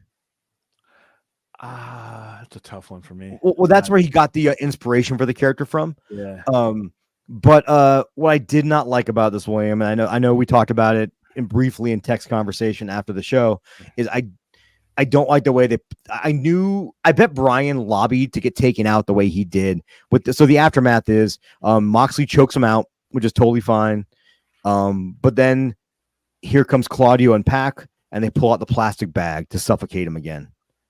Wheeler Yuta comes out, runs with Darby, runs them off, then attacks Darby from behind. They end up choking Brian out. They put a chair on his neck, Pillmanize him, and while Darby Allin is taped to the ropes, and then it was pretty intense scene actually, but it's not what I wanted because knowing that and again, we might be the outliers on this because as someone who's followed Bryan Danielson's entire career from Ring of Honor and PWG till now, I was hoping the baby faces would come out, run off the heels, and then they'd lift him up and he'd get the hero's exit. Well, here's what I thought was going to happen. Not necessarily I was hoping. This is what I thought was going to happen. I thought that they were going to do that to him, not to that extent. And all the, the babyface, all that was going to come out. And then I thought they were going to bring Shane Mack out there. I'm glad they didn't. I'm okay with him never being in wrestling again. I'm tired of the McMahons. So I understand. I completely understand. I think a lot of by the people way, are tired that of documentary, motherfuckers, you are lucky that documentary, most of it was made when it was, because this shit could have got real X-rated and real nasty. Bro, no pun intended, this shit, Yeah, literally Brock Lesnar. So going to that documentary real fast, the craziest fucking thing about that documentary, it's the second episode. And Tony Atlas straight up talks about Pat Patterson grabbing his penis in the locker room. And they ask him, they're like, did you tell someone? And he goes, who the hell am I going to tell? Yeah, that's a lot of that, what it was about. What's crazy to me is they just move on. Like they never go back and talk about that. That's a real big deal. That's sexual assault. But you got to understand. Yeah. Here's the thing, though. The McMahon name, regardless of how I feel about it, he's signed. He's going to show up. I don't think he has. So the pictures the Young Bucks took with him, they actually legit just happened to be at the airport at the same time. Yeah. And they saw him. If I had a couple quarters to play to bet, I'm going to go ahead and put 60-40 that they got him in. And this is where I thought they were going to bring him in, because it's not your company anymore. I have to do it. So then who are we doing this for then? Yeah, by the way, William, Spidey's comment here. Where is it? Yeah, Aaron's I think it's about 4:00 for her, so she might be out of the house right now. She might be in the outback, literally hopping across the outback on a kangaroo. Fighting Spidey. My baby sister in Australia, yes.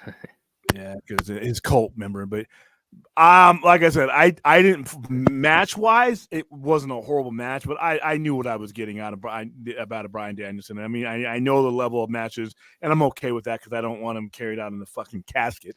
So I'm good with her. So I just when every time I draw back from an AEW pay-per-view, and like I said, to be around 5 years and for me to not feel this way about a pay-per-view for them till now, to them is to their credit. And this wasn't an awful pay-per-view by any chance. I just didn't get that springboard feeling that I've gotten from every single show that I've done with them. So I feel like every pay-per-view has ended on a positive note, and this is the first one that didn't. Yeah, And I think that's why, like, because I think I was waiting at the end for something like and then when I realized, oh, they're just gonna fucking Pillmanize his neck, I was like, we're not gonna get that. I think that's what bummed me out about it. But when it's a broadcast over, I'm like, well, that's the finality to the night. but wrestling wise, the show is, I thought, great top to bottom. So still AEW does not put on bad matches.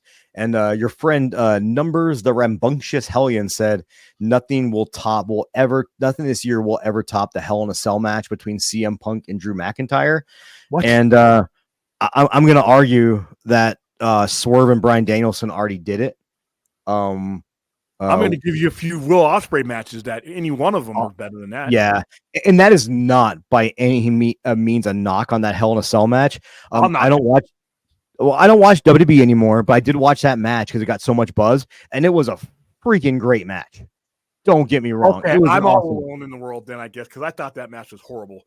But I thought it was horrible by Hell in a Cell matches. I thought it was horrible by Drew McIntyre standards. I don't expect much from CM Punk because he busted up. But there just wasn't enough in that match to make me feel that the Hell in a Cell was anything. Oh, you gave me some blood. Okay, that's easy. Well, that match was horrible. But that's like I said, I guess I'm alone.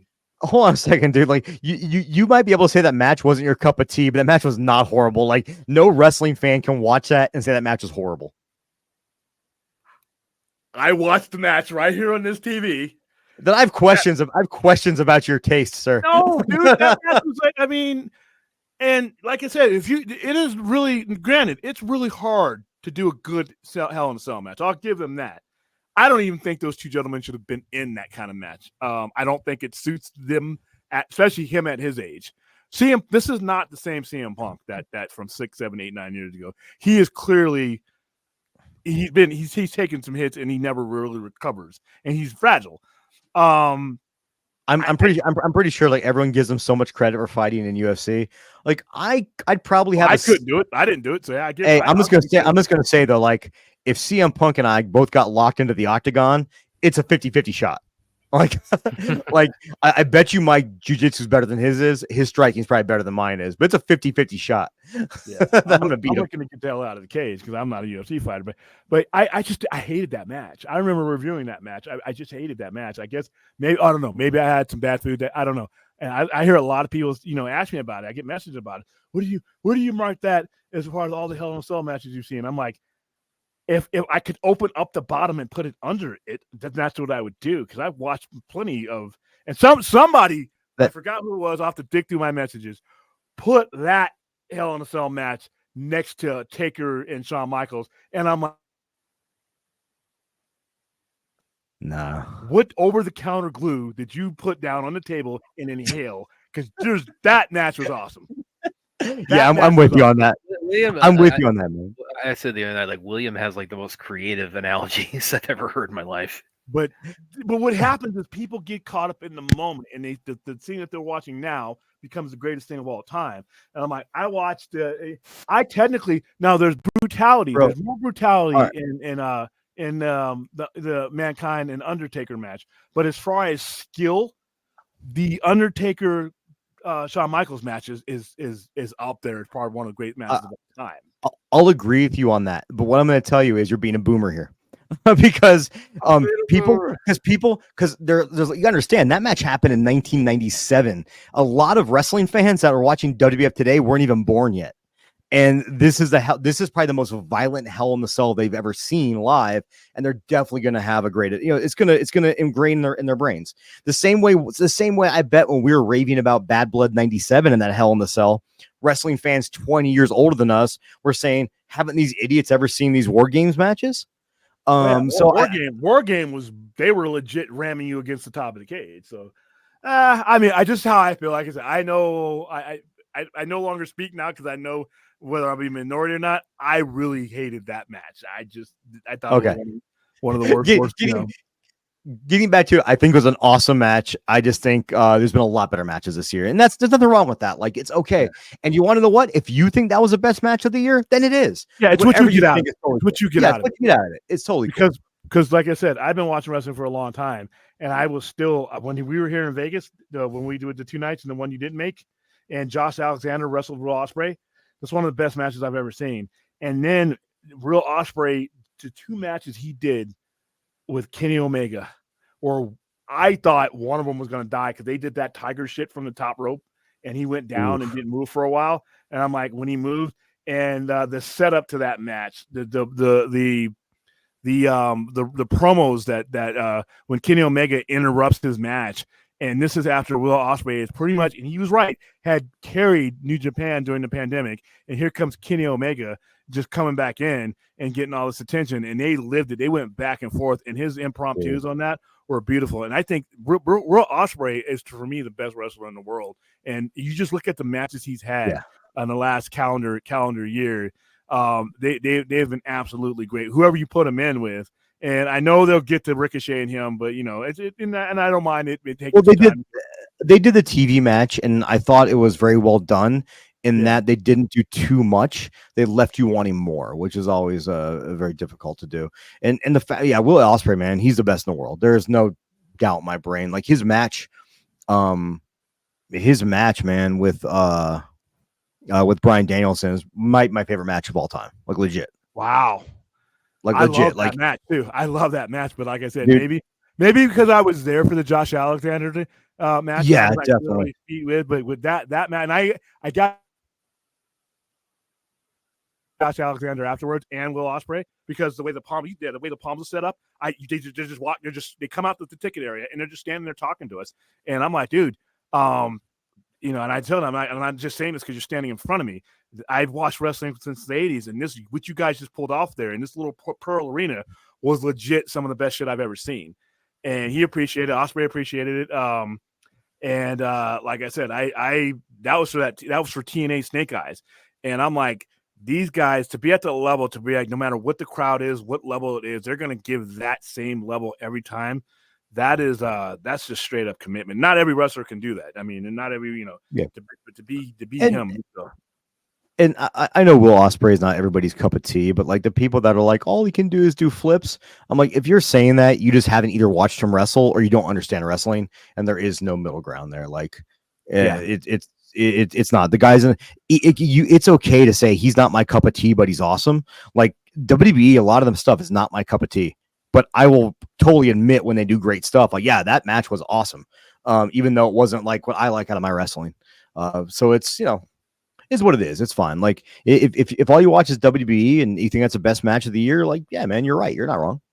Yeah, and when I say I don't like that match, I'm saying it for me in totality of what I watch all year, because I have to cut down on what my wrestling intake. By the way, it's not. Dude, me too. This isn't. I'm too old, man. I'm up 2-3 in the morning watching shit from different time zones, and I'm literally hosting a wrestling event, running upstairs to watch one.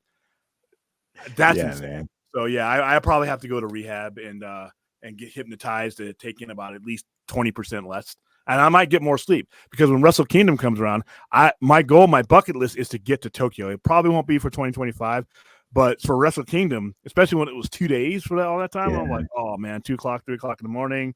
I'm like, can't you guys do this at a decent hour? Then I realized it is a decent hour for Tokyo. So, all right, man, that was. I think I got all the wrestling out of my system. How about you? I have to respond to the dude who's saying that. What did he do? He deleted, but he might have said like that Gunther's the best wrestler in the world. You want to know what? Gunther is freaking amazing. And I'd put you take any of those top 10 wrestlers and you think one of them is your favorite. Like, I'm never going to tell you you're wrong. Like who you like is who you like. And that's totally rad. Gunther is awesome. I love watching Gunther wrestle. He's gotten better to promoting. He has improved tremendously. He's not as stiff as he used to be. He's stiff, but in a way now that is more uppity. And I kind of like when he came out there and fucked with Goldberg. I mean, that was he 3 years ago. I turned to TV. I'll watch his matches, but when he started talking and when the Imperium, I'm like, oh, okay, let me just mute and watch you wrestle. But now he's a legit promoter, top of the card type of guy. I'm all for it, If I really hope my heart of hearts are not going to do a Goldberg versus Gunther match. I really hope they don't do that. Like, come on. I think luck. And if they do, all I want is Gunther I want the match to start. Goldberg goes for the spear. Gunther sidesteps it, hits him with one single chop, and then pins him. That's what I want to have happen. In that case, yeah, I'll give that shit 7 stars. if The that, if Goldberg that's what Brock Lesnar thing was a fiasco where they came in, Goldberg was destroying everybody, and he does a squash match against Brock Lesnar, which I'm like, are you fucking kidding me? Just only for like 10 minutes later, Brock Lesnar to do a squash match. I think that kind of stuff hurts your storytelling when they do that. But I'm glad they're beyond that phase now. Like I said, I've been watching a lot more NXT, mainly because they've had TNA step people on there. I've been watching a lot more NXT. I don't DVR as fast through Raw. It's too long. It doesn't need to be 3 hours long. And some of that stuff on there is like, some of the stuff is like I see the seeds of something good, and I'll come back when it really is. But right now, I only watch the pay-per-views because they're PLEs that don't cost me any money. As far as like the old school, remember the old days when that shit was $69 in the closed circuit days? I don't know how old you are, but No, I remember. Yeah, dude. No, I wasn't around for. Well, I was around for closed circuit, but we weren't going to closed circuit. But I was around. I drop that kind of cash. It just wasn't happening. Yeah, the pay-per-view era was definitely a. It was like 4 of them a year, 5 of them a year, and you spent the time in between building huge ass storylines, and then at the end of that period, that SummerSlam, that WrestleMania, then the storylines would culminate. When they went to the monthly, and I completely understand why everybody went to the monthly because it's a business. But the storylines, sometimes I feel like I'm just being catapulted from one pay-per-view to another, and everything in between means less and less sometimes. And I'm like, I don't like that. I actually preferred when AEW is only doing 6 pay-per-views a year because you had time to breathe in between the two. But I also get it. You're trying to make money, and in the day, now they're definitely going to do more because of this new TV deal. It's like, okay. But I think Tony Khan said they'll never do more than 12 in a year. They're not going to do like WWF does. Yeah, I hope he caps it off at 8. Be honest with you, but that deal for them at 5 years, and people like to shit on AEW, but we're 5-year-old company, just doubled the TV deal, their original TV deal. Dude. And that doesn't include, the pay-per-views. So no matter what people say about it, I mean, it's been a success, right? Like, and the fact it gives wrestlers bargaining power now, right, and leverage to get paid. Like, it's good for the business overall. Like, and I really hate when people have the tribalist rhetoric where either they're Yeah, I'm sure like it happens in comics too. You probably have DC fanboys that are like, fuck everything. Oh yes, don't we, Brad? Yes, we do. Yes. Why are you saying that's news to me? No, that's hilarious. But here's the thing, health wise, for me, because growing up watching wrestling since '82, somebody put up a picture the other day, or I think it was the Road Warriors and British Bulldogs or somebody. Everybody in the ring was dead. One of them had died at old age. It was Mean Gene Okerlund had passed away, and he was older. The Road Warriors didn't get old, not as old as they should be. Both British Bulldogs died extremely young for what they should be. Jim Neidhart did not grow as old as he should be. Rick Rude died. Hold on a second.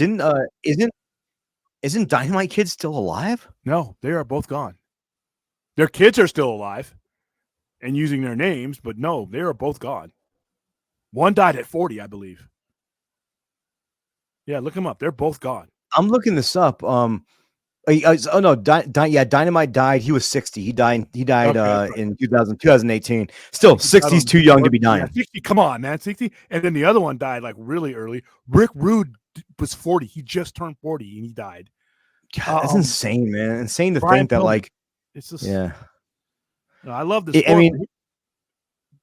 Well, that's the thing. Like, I hear the Undertaker talk about how it's changed. It's not as cool as it was when it was. I'm like, you know what, dude? Like, how many of your friends are in caskets? And nowadays, and nowadays, like these wrestlers, they like to finish their matches. Maybe they go back and have a drink, or they get high and they play some video games. And they chill out. But they're not doing painkillers. They're not doing painkillers. They're not doing steroids. They're not getting crazy. And you know what, man? Like, there's another one. There's just so many, dude. Yeah. I mean, Mr. Perfect.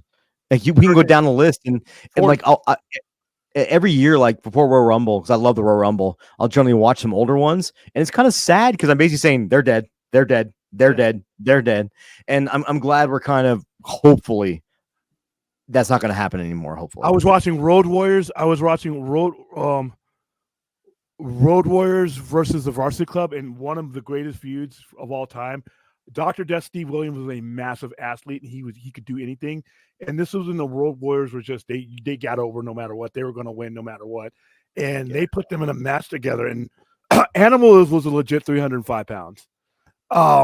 Dr. Death Steve Williams bench with gorilla pressed his ass a couple of times and just dropped him. I looked at that match.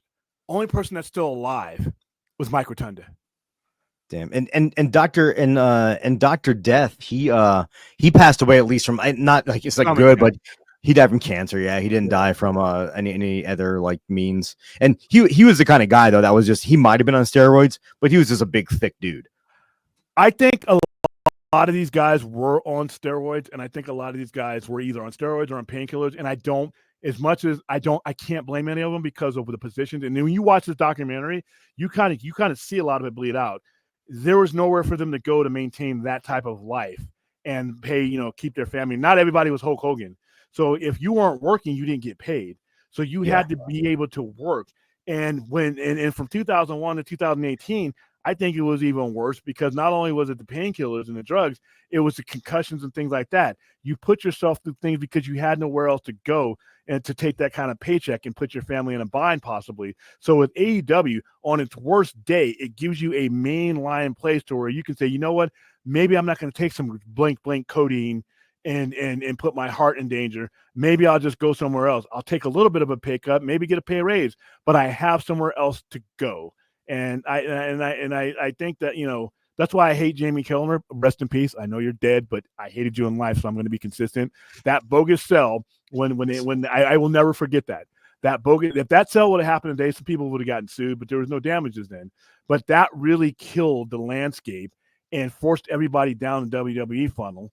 And you either played ball with the way and now you know what kind of ball Vince was playing. You kind of see where people didn't have anywhere to go. Could you imagine being a female wrestler and Vince is literally shitting on you? We're already demonetized. Vince is literally spatting on you, right? And you're like, what are my options? Stay here and be shit on, or don't have a job. And I'm not being funny. That was your option. So thank you, Tony Khan. Thank you, AEW. Like I said, he'll get better. The people knock him. This is 5 years, guys. It's 5 years, and it's 5 years in this era. I think he's done even on his worst day. And I have a lot of criticism about AEW sometimes, but I always have to bring it back to where it is. And before 2018, I didn't have shit like this, and now I have something. So, and not just me as a fan, wrestlers have something. Could you imagine only one place being in your profession and that's it, and everybody else? And if there was anybody else, you make $30 less an hour. I mean, come on. There's a lot of good wrestlers that retired early because they got fired from WWF or WWE. And at the time, there's nowhere else to go, so they just retired. Whereas now they have other places to go and go work. So it's good for the industry overall. William Vince has clarified it's the F and C word that gets you demonetized. So we can never say fudge or cotton-headed ninny muggets on here. We'll get demonetized. So once we can't say. I do dare never going to monetize my life. I'm sorry. Did you wrestle? Did I wrestle? I dabbled. I trained to be a pro wrestler when I was very, very young and never made it because back then you had to be 6'3" and like 250 pounds. Dude, now you would have thrived. Huh? Now. You would have thrived. Yeah, dude. No, nowadays, man, like I could have totally made it if I was young nowadays. I just do jujitsu now and destroy my body. So that's all I do. That's why. How long have you been doing that? How old am I? 41. A little bit over 7 years. Okay, because anybody, I've mentioned on the show. Outside of my work in the journalistic sphere, I'm also involved, pretty heavily in martial arts myself. Well, I never heard. You are? Quite a few different disciplines. I just got involved in my school at BJJ and back in June 7th. And actually, I did it for about a year back in college, but that was like 10 years ago, and now I'm back at it again. So this cycle of it, I've been doing jiu-jitsu for about 4 months now, and that's alongside Tang Sudo and karate and kung fu and taekwondo and a whole bunch of other things I've done. That's awesome. Are you based out of Vegas? No, I live in he's in Georgia. Yeah, I'm on the other side of the country from you guys right now. I was going to ask where you train at. I'm like, where do you train at? Like, we could probably hook up and get some training. It's like, they're in roles. Like, that'd be awesome. Yeah, put him in the triangle. Just doing that this morning, All right, so William, I have to be honest. I have short little legs. I couldn't triangle you if I wanted to, but I'd arm bar you or choke you somehow. It wouldn't be my legs though. Listen, man, the survival instinct in a mammal, any mammal, is strong. I don't know. I'll black out. Fight or flight, man. I'll figure out a way to survive. A martial artist's favorite thing to hear from someone is when they say, "I black out" or "I see red" and I get mad, because that means you're easy pickings. Yeah. That's easy. Well, as a non-martial artist, I'm probably easy pickings to begin, unless I land a lucky punch. And hey, at 248, if I land a lucky punch, I can knock somebody. Well, I mean, so Dude. you also nail the guy in the balls too. I mean, what you're the story you shared. That's going to be my first ritual. Realistically, I bet Brad would do the same thing. If someone tried to fight me, I could probably just backpedal the whole time and keep them away from me, and they'd probably gas out before my heart rate's even elevated. Yeah, most of us don't get into these things because, like I said, I'm not a physically violent guy, and but you know, though, William, anymore, they get guns. They just start. You know, I was saying, but you know what you have that the average person walking on the street doesn't have is you've been in very stressful combat-like situations before. I'm not sure if you've ever seen actual military combat. I'm just being honest. I don't know. I don't think we ever talked about that. A little, but not as much as like the door kickers. Gotcha. But the fact you've been involved in that and been conditioned to be in that, you'll be able to handle most average people, because what usually happens in any fight, is people gas out really fast because they get an adrenaline dump, because their adrenaline maxes out. Whereas if you're used to being in situations like that, be it sparring and whatever martial art you do, and you're going to be in a way better position to defend yourself, and a way better position to be able to apply your techniques if need be. My default is to de-escalate. My default in any of those situations is to de-escalate until I can't. And for any martial artist, dude, realistically, man, if someone walked up to me to fight me right now, I would just run away. They can call me any word in the book they want to call me. It's not worth my time to get into a fight. It's not worth. I want to wake up my own bed tomorrow. I want you to wake up in your own bed tomorrow. So. And there's variables. Once you get into those situations, little by little, really quick, you lose control of the situation, and it's not worth it. I mean, you can laugh at me, especially if you're drunk. You're not even going to remember me. I am not going to do well behind bars, and I'm just not. And my biggest fear. Here's my biggest fear. And it might sound like shit. My biggest fear is things get out of hand, right? Yeah. And I land a punch, and I do either permanent damage or worse. I would rather get my ass beat than have that happen. I would rather it than to me kill someone and have that for something stupid. Now, if it's self-defense or something, I'm with you, brother. I'm with you. Some crazy shit where I bump into you and you don't like the way you thought I looked at your girlfriend's ass or something like that, and you want to fight, and we get into a fight, and I land one, and you're either in a wheelchair and I got to live with that, or I kill you. I would never be able to get past that. I would never Same here, man. Move my life. So I'm just going to go the other way, and you can call me. Realistically, if I ever had to use what I know in a real life situation, my goal would be to put someone on the ground, just take them down safely, and just hold them down until authorities came to take care of the situation. Like, I wouldn't create space with. I always tell people, like the same people who beat, when you're thinking about when your wife, in the domestic thing, when she's coming at you crazy like that, you create space, you shove her a little bit, put her on the couch. Wait, what? No, there's things that you can do to where you don't cause physical harm to somebody, but you want to create that space. So when she's going crazy, because at 5'6", 120, you hit her, you'll kill her. Her hitting you or throwing something at you real quick, yeah, it might suck. But like I said, if you go close fisted on her, and she goes close fisted on you, who do you think's doing 20 in a cell? So I just say de-escalate, get out of there, create space. Unless she's like, on Amazon, and you just can't. There's just some people like Jay Cargill type of situation. Death by snoo stew.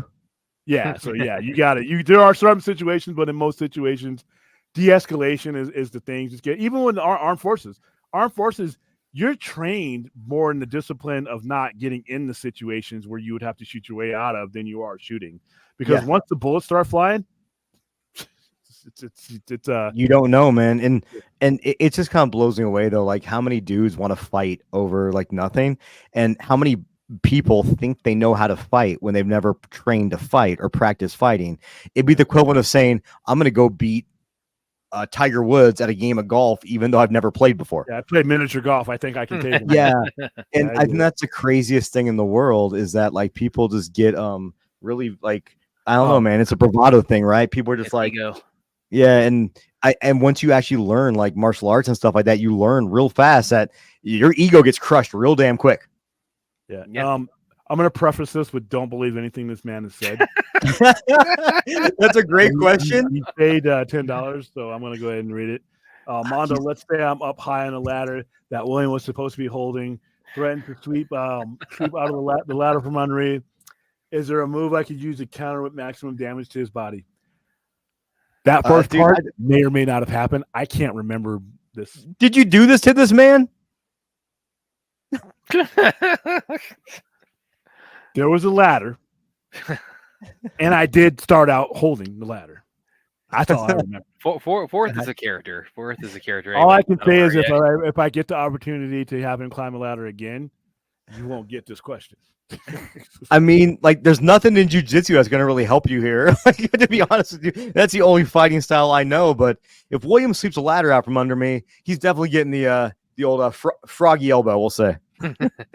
Well, if I sweep a ladder out of anyway, we were on the second floor. We're going to be outside hanging something. I'll be like, well, this is going to. My immediate concern is landing gracefully more so than retaliating. Yeah. Yeah, no, All right, but I thanks for figure, the $10 super chat for some bullshit, but thank you. I figure my goal is just to land on top of William and somehow, so that way he takes the brunt of the damage and I walk away unscathed. But yeah, I can take. Yeah, that goes without saying. But William's losing weight, so he's not going to be as soft as a target as he was like 6 months ago. So that it depends. Man, he keeps losing weight, and then he might not be a target at all. Snitches get stitches.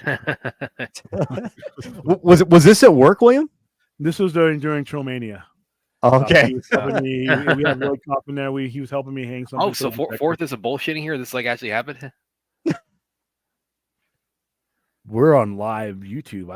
What are you talking about here? You don't admit shit like that on the fucking internet. Thanks, man. I'll start practicing. Me too. Hey, Me good luck, too, brother. Fourth. Me too, Fourth. Maybe I'll finish the job this time. Oh, did I say that out loud? Oh, Vince has another. Is William on a diet? Did I miss that list of games? I mean, that's good advice. Well, shut up. I that's don't that's just a running eat, good burger I just joke. don't- it's not even a good joke. I don't just eat and go to sleep, guys. I mean, I do work out a little bit. I have a physical presence. I do run. Granted, it was too hot to run, when during my normal hours in the summertime, but I do my Monday, Wednesday, and Friday, right after we stream a lot as I go out. So I'm not just eating Sister Kim's and just going to sleep, watching Sports Center. I am trying to keep the metabolism up. But thank you anyway. Good to know. Do you know the trick to lose weight? There's one simple trick, Stop and eating. it's eat less and move more, and you will lose weight. I promise you. As a I guy think, that used unfortunately, I've been eating less. Because like I said, Sister Kim's have been selling out of food. They're good for them, man. I've only eaten them once, and it was great. Their Yeah. food is great. Now you get in. They have what's called sellout Sundays. Now they stayed open late for me today because of the wrestling event.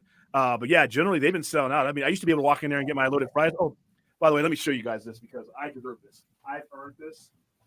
Oh, you've earned this? Okay. Well, he walks away. Azteca Aguilar. That's my last name too. So that's a killer last name. I'm just saying. And then Vince. Might be related. I'm 41, dude. My metabolism sucks ass too. So I feel you. Loaded fries with shred. I will run this off, though, I promise. That's that weight loss food right there, brother. Well, like what you were saying too, like eat less, move more. Also, I discovered intermittent fasting a couple of I'll years do ago. 3 to 5 miles. Same thing. Yeah, I'll do 3 to 5 miles to the park and back. So I'll be fine. Then I go to sleep. And that's what's doing it for me, is that I do the workout, then I go to sleep. And that after I've eaten my big meal. So I'll eat my meal, I'll do our stream or wherever depending on what night it is. And then I'll go out, I'll start it with a walk and then I'll run it back. So I'll walk to 3 miles, 3 to 5, and then I'll run it back. And then I'm done and I go to sleep. And my body's been healing a lot better doing it that way than it's a standard midday workout, which wasn't working for me and was just, fucking up muscles that I need throughout the other day. The running gets me going. It gets me the cardio going. It gets the joints better for the other things because, like I said, I got flat feet. I've always had flat feet, so running was never easy for me. So I escalate into it. So that's what I've been doing. So I'll burn that off. It's crazy. It's not like crazy because it makes sense. Because William, you've known me since I've been I used to be almost 300 pounds. Yeah, I didn't And, mention I've lost. By the way, Yep. I've lost about 125 pounds, and my arch came back in my feet. That's kind of cool. I have to buy smaller shoes now. Yeah. Our first encounter wasn't. I would have never thought 23, 20 some odd years later that we would be talking like this, because our first encounter was like, "Hey, man, you're Kelly's new beau, huh?" I was like, "Good," and I didn't. It was not a bad response. It was no response. It was like I was asking Michael Myers, "Hey, what's your name, dude?" And he just stood there, looked at me, and Kelly didn't introduce me to him. I'm like, "Hey, what's up, man? I believe you shook my hand. I don't even remember that part, but I'm like, this isn't working out. I'm just gonna go ahead and say, hey, bye, Kel. See you later." And over the years, you softened up like that. Our first people say first encounter everything. No, because our first encounter, I'm like, this guy's literally gonna punch through me if I crack a joke. And I'm like, I met you, man. I was gonna crack a joke. And I'm like, you can kind of feel where it's just not the time, and it wasn't then. And I'm like, okay.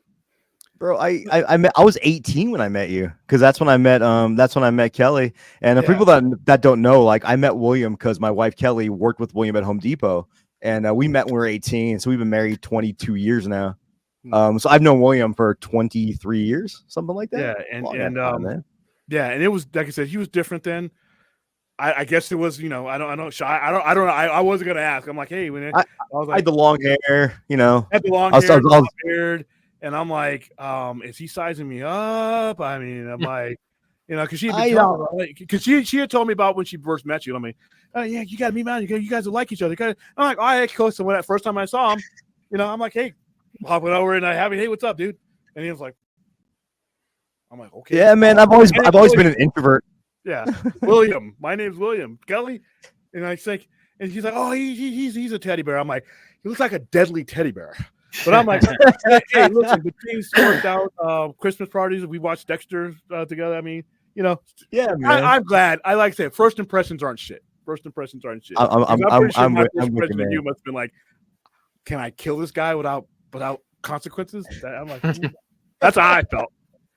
But like I said, I've always been an introvert, man. So like meeting new people has always been rough for me. So like now I know how to deal with it. Back then, being 18, I know how to deal with it in the right way. So, well, I'm glad our friendship blossomed. Yeah, we met again, and then like I said, we once I learned more, I actually, like I said, it's sad that I had to call Kelly one time and say, hey, I don't give you a call every now and then because I realized I met you years before I knew of him, and now it's like, oh, hey, how's the wife? What's her name? Yeah. K, right? It starts with a K. I know I should remember this. But no, hey man, but you're well loved in this household. I'll put it that way. Yeah. I don't even get a chance to see your daughter as much, man. I mean, I remember when she was just a little bit. You know where I live, dude. You can come by anytime. Well, not anytime. Just text me first.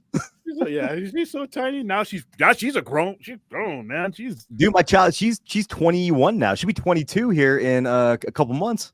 Wow, man, that's shit crazy, right? Wow, you're making me feel. Yeah, make Brad feel. At least I'm not the only one who feels old. Well, because I'm 37, and it's like I'm not married, I don't have any kids, and so we're guys, dude. We got time. Look at Al Pacino. Well, like most of the, I guess so. Mick Jagger. Probably like like when I graduated from high school, like probably, I stayed in touch with a lot of the people in my graduating class. Like most of them, within 3-4 years, had were married, had kids, or both, and it's like I've done neither yet. So, and it's like it's not like I'm the kind of like in fact I was asked about that recently. One of the other coaches in the school asked me, "Hey, are you married?" And I said, "No." And the way I put it is like, I'll cross that bridge when I come to it. It's like kids. Yeah. My mother actually, because I told her that story, she said, Brad, just it's clear to me you just like your freedom. And it's like, yeah, that's really. Yeah. But I'm told once you meet the person, then you're willing to do what's needed. But it just can't be forced. So. I met Kel in November of 2001 after I graduated high school. If you'd have asked me 4 days prior to meeting her if I was planning on ever getting married or having kids, I'd have laughed at you and told you absolutely not. So, and having met you right around then, I'd have been like, I'm like, hey, he's, she's like, what'd you think of Mondo? Hey, I'm happy for you. I don't know. William's like, Keep William's Mondo saying, again. if you turn up missing, I know who to look for. I know who to tell I'm the like, police the to look talk. he gave me, it was like he was getting measurements to put me somewhere where I may never be searched for. So Yeah, and then Well, like preemptive happy birthday, Rhea. who's Happy birthday. I thought you was way older than that. And you know, it's I'm one of just those kidding. things too. It's like It's younger than it's I always find it weird when like people at the gym who are younger, they'll get married and they stop showing up for jujitsu.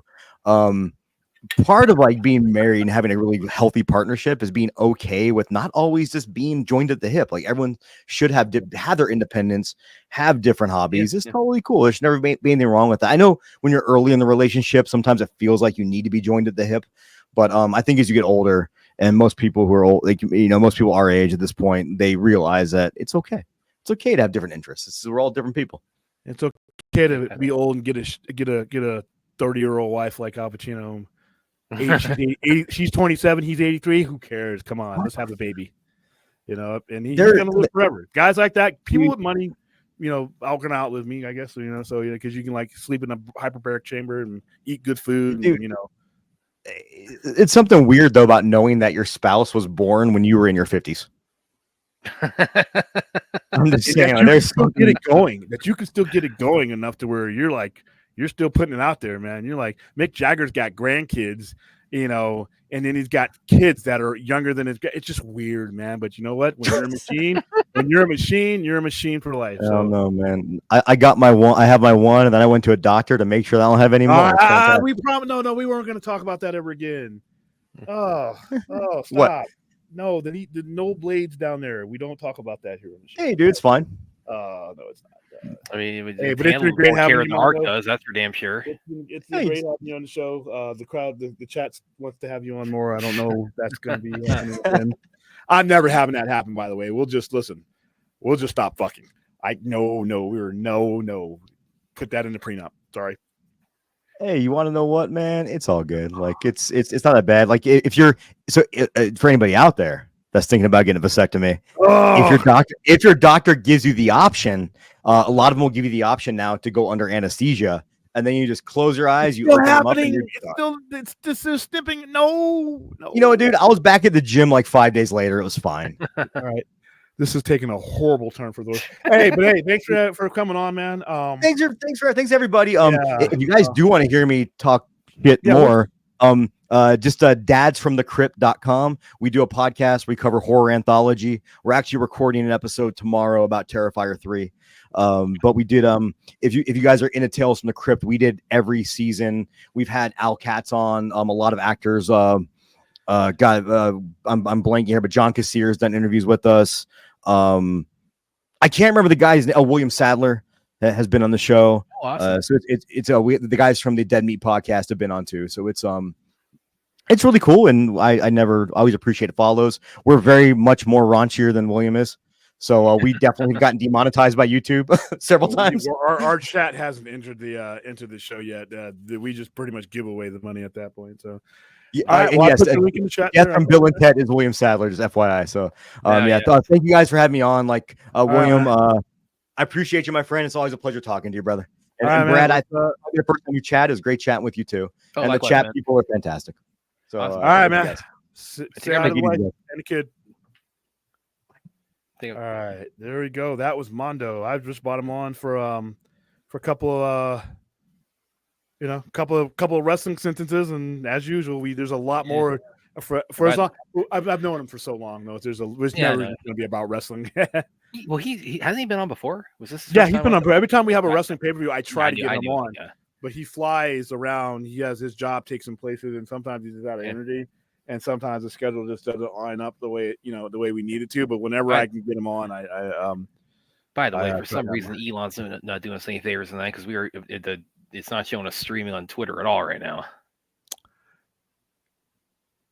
It is on my end. We got 27 on Twitter. Oh, really? It's not. Oh. Yeah, it might not. It's been goofy though. Yeah, the whole thing has been messing around. So yes, very true indeed, Spidey. Shut up. Okay, you know what? God. Now you know why I don't even know why I hit that on. Well, and now there's gonna probably be somebody doing like some vasectomy related. And I will ban you. I will hard ban you. I am not. looking at that. Aaron, oh man, just like 2 ships passing in the night. God, you would have loved like everything William and Mondo were breaking down. All right, so I think we've covered everything. The only other thing Saw, 20 years of Saw. 20 years of Saw. Can you fucking believe it's been 20 years since that? Yeah, that was my senior year of high school when the first one came out. I watched Saw that was one of our deployment movies. Really enjoyed it. Kind of gross, but it was at the time, it was new. Now, 20 years later, I don't consider Saw torture porn, but a lot of people do, along with the Hostel. In Saw, the deaths there was a story behind each trap and how the person died. Yeah. That's what I always appreciated about Saw. It was the antithesis of Art the fucking Clown. There was a point not only to you dying, but how you died. And I always appreciate that. Even throughout, some Saw movies are lesser than others. The lesser half, the 6s, the 7s, the 8s, and the 10s, and all that, weren't the best. They weren't as good as the first 3 or 4. But Aaron, hope she's feeling better.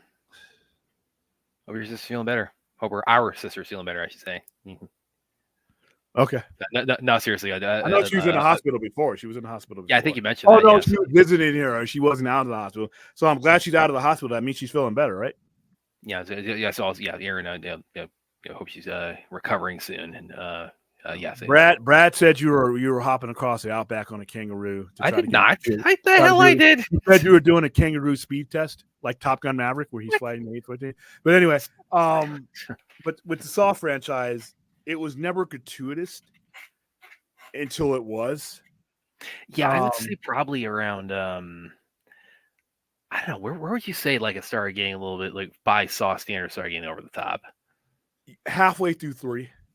With the ice trap. Three. The ice trap I thought was, granted the trap had a point, but it was the only Saw trap to have nudity in it because remember she was hanging in a freezer and they were spraying water on her.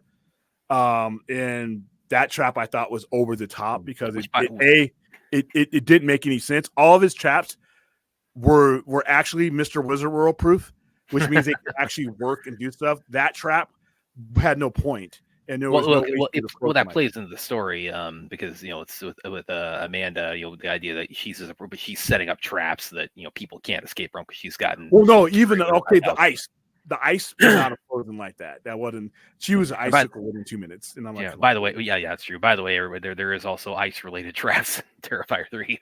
For those of you who haven't seen it, it involves liquid nitrogen. Not necessarily a trap, or kills. It involves liquid nitrogen.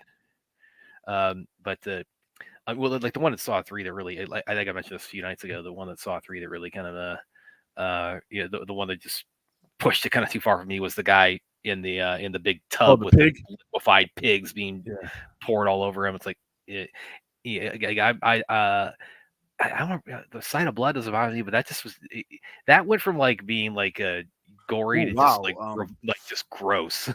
Oh, Aaron just went to a dark place. Oh, I'm sorry. I read that too quickly. I saw you went to eat a kangaroo, and I'm like, okay, that went. William, stop putting words in my baby sister's mouth. I'm like, she went from national treasure. How's it going, Ruth?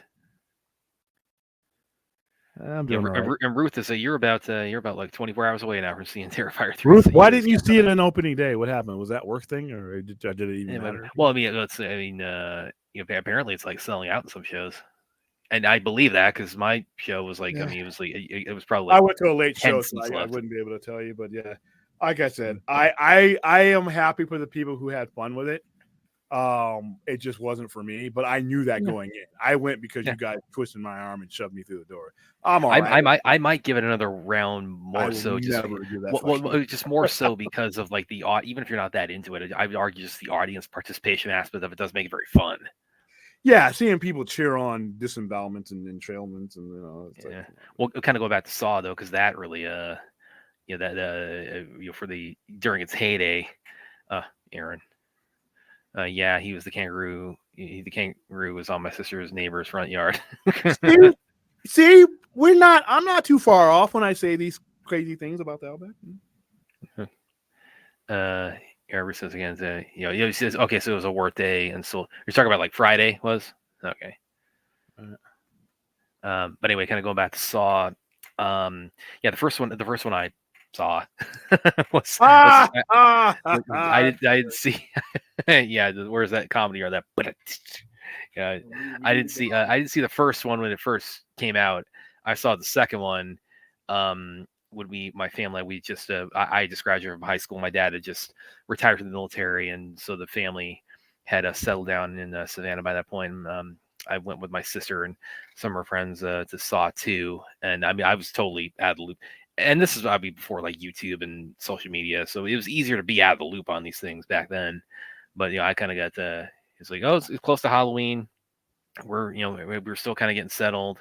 I was in that like year between high school and starting college where I was just kind of, just decompressing and, kind of figuring out what direction I was looking for in my life.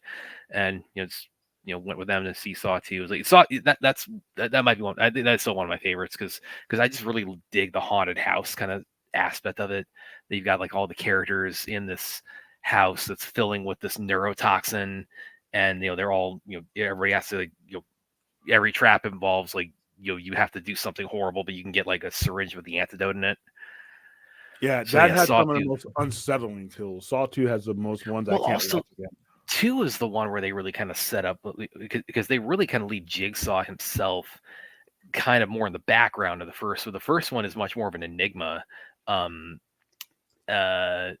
2 is where you really find out that he had cancer. He attempted suicide, didn't work, and then I thought that was 3. I thought it was 3 when you got. No, that was 2. That was 2. And that that formulated his his philosophy of what he's trying to do as Jigsaw, and of course it revealed Amanda as his apprentice. The first one. I think I saw the first one like around like 3 years after it came out, something like that, and so yeah, I was much more familiar just generally what Saw was at that point. But I even then, like, you could tell it's like it's the kind of thing I wish I had seen at the time because A, it's like it was a sleeper hit. B, because Jigsaw's backstory is kind of still it's only alluded to. There's a lot that the series establishes later on that really is not firmly planted in the first one. That it kind of makes the first one a little bit more of a it leaves a lot more questions that you kind of left wanting to see answers. So I would have liked to have had that experience at the time. Like I said, after 4, it started getting to the point where I'm like, okay, I'm no longer going to be there the first day like I was. Every year I was going to see him, but after 4, 4 was good, but then I just lost touch with them, and I think they lost touch with themselves. It just became a gimmick, and then you had all Hostile and all these other things. Well, also because it got very commercialized because then it became from 1 through I think 7. That was when it was like the annual Halloween series where it's like they had one out every year. And, I mean they had like that tagline, "If it's Halloween, must be Saw." Yeah, so they made it an event. Yeah, they made it. Everyone had a very quick turnaround. So that's I think that's probably that's kind of a byproduct. Everything you're talking about is like where they just the traps just became more and more like Wile E. Coyote-ish. Yeah, exactly. So that's that kind of plays in that the fact that they had like as soon as like the last one is out, they're already starting pre-production on the next one.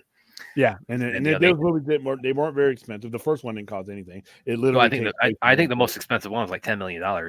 Yeah, and they all made money to a certain extent. So, all right, but 20th anniversary of Saw. No, we're not doing a watch party of Saw. I can't with that shit, dude. We should do VHS tomorrow, but I got to. I am available tomorrow to do VHS because I usually just weren't this year. So Saw 20th anniversary. What else is on the? I want to talk Green Lantern, but I don't have enough energy to give the topic what I should give it. So we're gonna push that to tomorrow night. because we went a little bit more over than like I said, I should have known that if I was going to have Mondo on, we were going to go into directions, which I don't mind. Listen, we have time on another, so we covered Art the Clown, we've covered Saw, we covered in detail Ultimate Batman or Absolute Batman, and then like I said, Wrestledream is why the show went where it did. So, what I'm going to go ahead and do, because I got to go do some final cleanup around here, so I'm going to be here for a little bit. I can't deal with you psychopaths today, but Brad can. So I'm going to go ahead and put the link in the chat while I do my last rounds and make sure that the wrestling arena is looking the way it did before we drop the first bell, and then I'll be back. Okay. When you be back, man? Huh? When you be back? Give me about 10-15 minutes. Okay. All right. I'll wrangle these kids around. You get back. Best killer for me. So that's to be Terrifier 1, Saw, kill the girl upside down. Then he takes this. God, Ruth. Ruth is so contrarian, where it's like he's such a sweetheart, but it's like you just can't wait to see horror movies involving people get butchered. You are gonna. I mean, if you're like I said, Ruth, if you are even moderately interested in the Terrifier franchise, you're definitely going to get your money's worth out of this one. I would not be surprised if your show is similar to mine, where it's just standing room only, and the audience is just, I mean, it's like a Jethro Tull concert as far as like their enthusiasm for it. Fourth, Spidey, what's up? No, Yeah. Fourth was like it's disappeared. Yeah, What's up, Spidey? it's happening. No, we're breaking down the 20th anniversary of Saw, and as far as just our horror movie of Halloween. I think I fizzled out at Saw 2 or 3. 3 kind of lost me for a little bit because of the some of it started getting over the top. Then I kind of went back and forth with the series as it went on. Like 6 probably was the best one since 2 in my opinion, and then it wasn't until Saw X last year that might be the best one of the whole franchise in my book. Yeah, I didn't get that far. Saw X that is really that is for a series that's been going on this long, for them to take that long of a break and then come back that strong. That was really impressive to me. And but it is crazy to think that Jigsaw himself has now been canonically dead for about 18 years. What's going on, Clint? What's up? That's of course you couldn't resist. Okay. Well, if you did it for me, I wouldn't have to do it. But I don't want to do it for You you. stole his thunder, Brad. That's what he's saying. Brad, have you ever seen? I have not seen Ice Behind Your Grave. So, what'd you think about Absolute Batman, Brad? I really enjoyed it. I'm really Absolute DC is off to a really strong start. Before we get on the roll with that, I think there's still some Saw talk here. I don't want to take it away from it. Fourth wants to know what your favorite Saw moment was. It's a good question. Best Saw moment. I'm assuming this can be like traps or not traps. That's a toughie. I think I might go with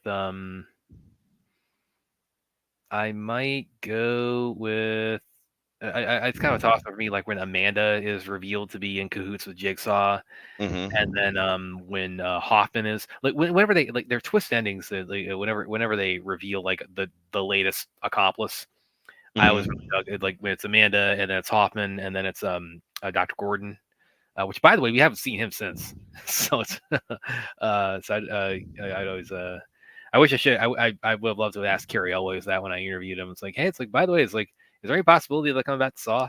Dr. Gordon, he's still alive. But I only had 10 minutes with him, so you got to make do with the time you had. What about you, Clinton? Do you have any favorite Saw moments? Are you a fan of that franchise? I thought it was the surprise ending of the original Saw was pretty good when the guy got up. Yeah. Well, and that was a good one because because Jigsaw gets up, he says the key to the chain is in the bathtub, and then it flashes to when he's like waking up in a panic and he opens up the the drain and it takes the key down with it. So like a lot of the traps, you look at them, it's like there's Jigsaw, like he's testing people's not just their fortitude, but also their attention to detail. Because a lot of them, they'll have like some kind of like you could have escape this in a much less painful way if you played along with like if you took the time to think this through instead of just panicking and just trying to free yourself as quickly as possible. So that's definitely I think that's definitely up there. Top to 4. Fourth's got another one. No, 4th over. I don't know if it was the same movie, but I saw a horror movie where somebody had to do that. Like their daughter had to do it with a pen or something like that while they're having it. That's not. I don't think it was Donnie Wahlberg. That was at 5. I forget who that was, but yeah, I know what you're talking about. Where he's got like the fish tank over his head, and he's it's a trap where he's supposed to drown, so he takes the pen and gives himself a tracheotomy to to still breathe. That was Saw 5. Okay. That was but I mean, by the end he's in the in that room, like the walls closing on. So You seen every one of them? Have you seen Spiral? I've seen all of them. Yeah, Spiral didn't do a whole lot for me, unfortunately. And it's like part of it. It's weird. It's just a weird thing to say. It's like part of it is like Chris Rock. It's not that he doesn't have range. I just don't. He hasn't something about his persona and his voice also. It just I can't take the image of him as a stand-up comedian out of my head if you place him in the context of a horror movie. Wasn't that kind of the case? A lot of comedians that or a lot of people known for being stand-up comedians been on film for a while and they want to kind of get from under that more power to stigma. him. Yeah. I mean he's he's definitely tried branching out, and he's but yeah, just something about that. And again, it wasn't like it wasn't like he was giving like a bad performance or anything. It was just that maybe it's because he's a pretty funny guy for me. I've seen a lot of his stand up, so maybe I just got that so much in in the forefront of my mind whenever I whenever I see him. It's just it's hard to and not only that, but also because the Saw franchise they've been very good about like tying like the story into like big topics or big themes. They like 6 and Saw 10. They both deal with healthcare, and then Spiral that deals with police brutality and the Black Lives Matter movement, and so that really that really plays into like the final. No, I mean this movie came out like 3 years ago, so like the last trap. Sam Jackson is his father, and they Jigsaw sets up this trap where it's like he's got him in this sort of doohickey where it's like it looks like he's got like these lights behind him and he shines them so the cops can only see him in silhouette, and then he like raises his arm up so it looks like he's pointing a gun at them, and the cops just completely just go firing squad on him. So that I mean that actually that might be that's a really memorable one for the series too, because they're it was definitely, like I said, Saw he really knows how to like kind of say something about the times, with that whichever it's topical kind of movie. Yeah. Droga says they should bring back James Corden. Was he in one of them? Yeah. Is that like the Saw Cats crossover that happened, or? I mean, like let me think on that. I'm gonna Google him real quick. What was I had to take my current girlfriend at the time to that Cats movie. I fell asleep. I like.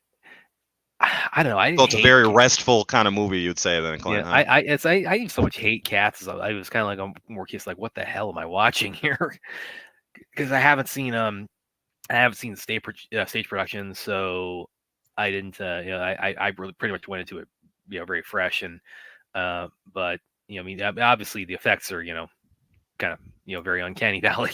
And when you're sitting in those new theater seats that recline back and everything, and that kind of movie. Ugh. Oh, he was in Cats, James Corden, but was he in any of the Saw movies? I don't think he was. Droga, I'm just keeping the troll alive. I knew what you were doing, but By the way, Droga, the Snyderverse will be restored in live action. Had to get that out. So, are they going to continue making Saw movies? You figure? Yeah. 20 years in, or they're going to reboot it? The last. Let me go and pull up a Saw X on Wikipedia, because that was pretty successful. So I do believe they're going to be doing another one. They'll keep making them as long as they get money for them. That's right. Yeah. They probably don't cost a lot to make either, right? No, they don't. Yeah, I think the most expensive. Yeah, Saw X might be the most expensive one. Yeah, I got it right here. It's $13 million, made 111.8. So yeah, and yeah, they do have a Saw 11 in the works. It's supposed to come out next year. Are you gonna be in it? Am I gonna be? I mean, we'll see. Okay. Numbers. Oh, yes, I have. Yes, I have seen Versus. What's Versus about? It's a Japanese kind of mashup of action and horror and zombies and martial arts and supernatural elements. I kind of and William's seen it too, so he knows exactly what I'm talking about. Actually, a guy, pretty big, fan of Tak Sakaguchi. He's a big, action movie guy in Japan. That was his first movie. And the best shorthand I could describe Versus with, it's kind of like Evil Dead meets Highlander. When did this movie come out? 2000. And they made it for like $8 and like a staple. So who was the director? Ryuhei Kitamura. Okay. Go ahead.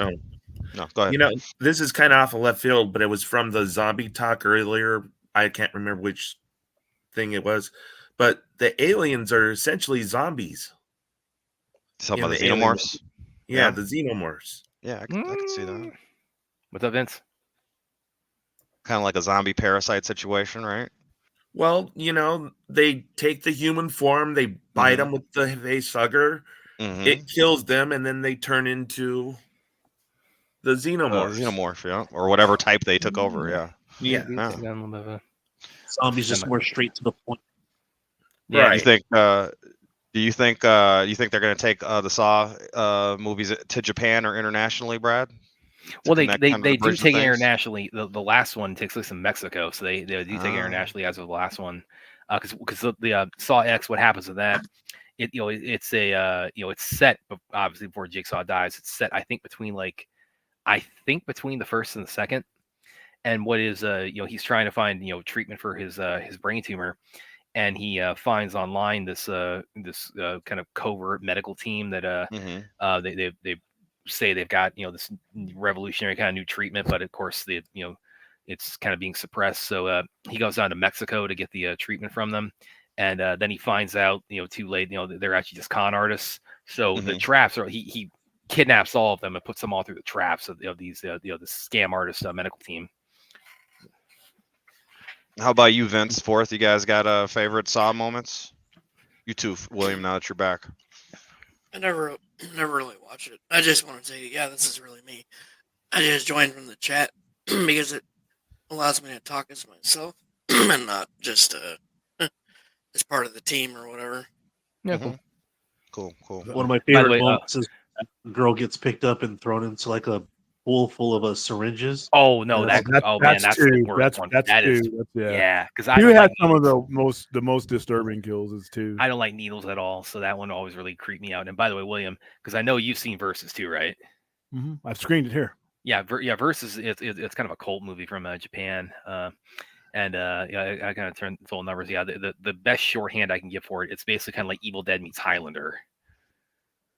Yeah, when I showed that movie, nobody knew what the fuck it was too. Well, that's what's cool because it's a little bit like Terrifier in that. Yeah, we watched something else. I'm like, dude, Well, and when by the time they see it, it's like people are just like, holy shit, this is awesome. It was just getting people to see. Like I said, that was one of the first movies of Japanese horror science fiction type things that I tried to show to get people, because this city, it just wasn't happening, but I enjoyed it. So I'm like, dude, I got this theaters. Let's show it. Versus was one of those. It's a kitchen sink movie because it's merging, fantasy and horror and sci-fi. Well, it's Japanese, and action it's great. I love it. It was Japanese. So at that time when I showed it, it was dead on arrival. Took some time.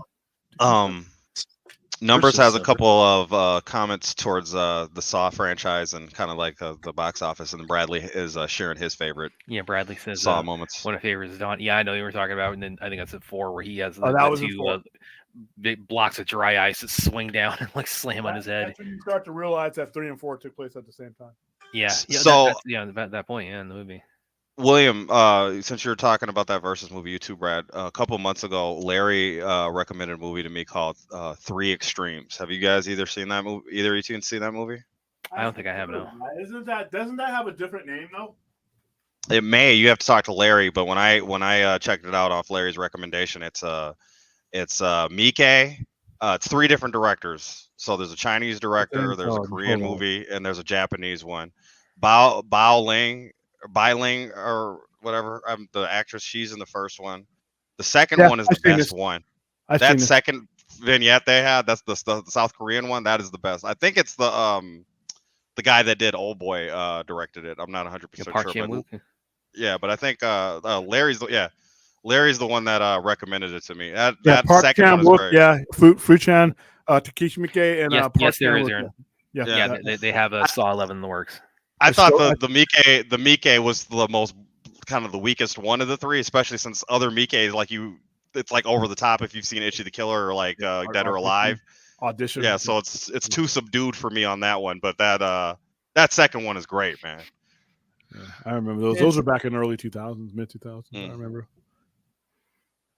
All right, guys. I've seen a lot of Japanese horror myself. Actually, I've seen them all because, like I said, it was good. It was good shit, and once you got people through the door with it, once you got them open to watching Korea K horror or J horror is what we called it.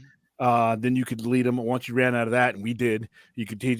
We can go right over to Italian. We can go over. I had Filipino horror, which I didn't know it existed. There was a Thai horror called Coming Soon that I found while I was looking for other movies.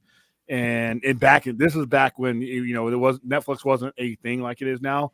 And if you wanted to show these movies, you had to reach out to these people, or you had to find their movies. And you had to find the right SRT. You had to find the right, because they weren't being translated because there was no American market for them. And then not everybody had subtitles for these movies. So you had to actually find the SRT file and download it and be able to I know your pain, William. I know your pain. Not just download the right file. You got to make sure. Gotta get the timer right and everything. I know it. I know it. That was a bitch right there, man. Aaron, Brad mentioned that there's gonna be a Saw 11, numbers I have seen. I Saw the Devil. That movie's great. If you haven't seen I Saw the Devil, that movie is excellent. Long as fuck. But yeah, I saw it. It's good. It's good though. Yeah. Serial killer movie. I was gonna say one thing I love about Plex is that they will find the.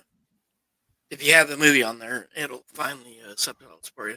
But I was going to ask real quick what everybody's favorite sports movie is.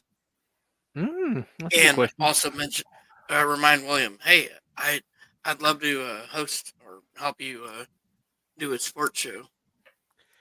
I know you saw my message. Yeah, I saw. This is a good idea for me to go down that rabbit hole. We can do it on another.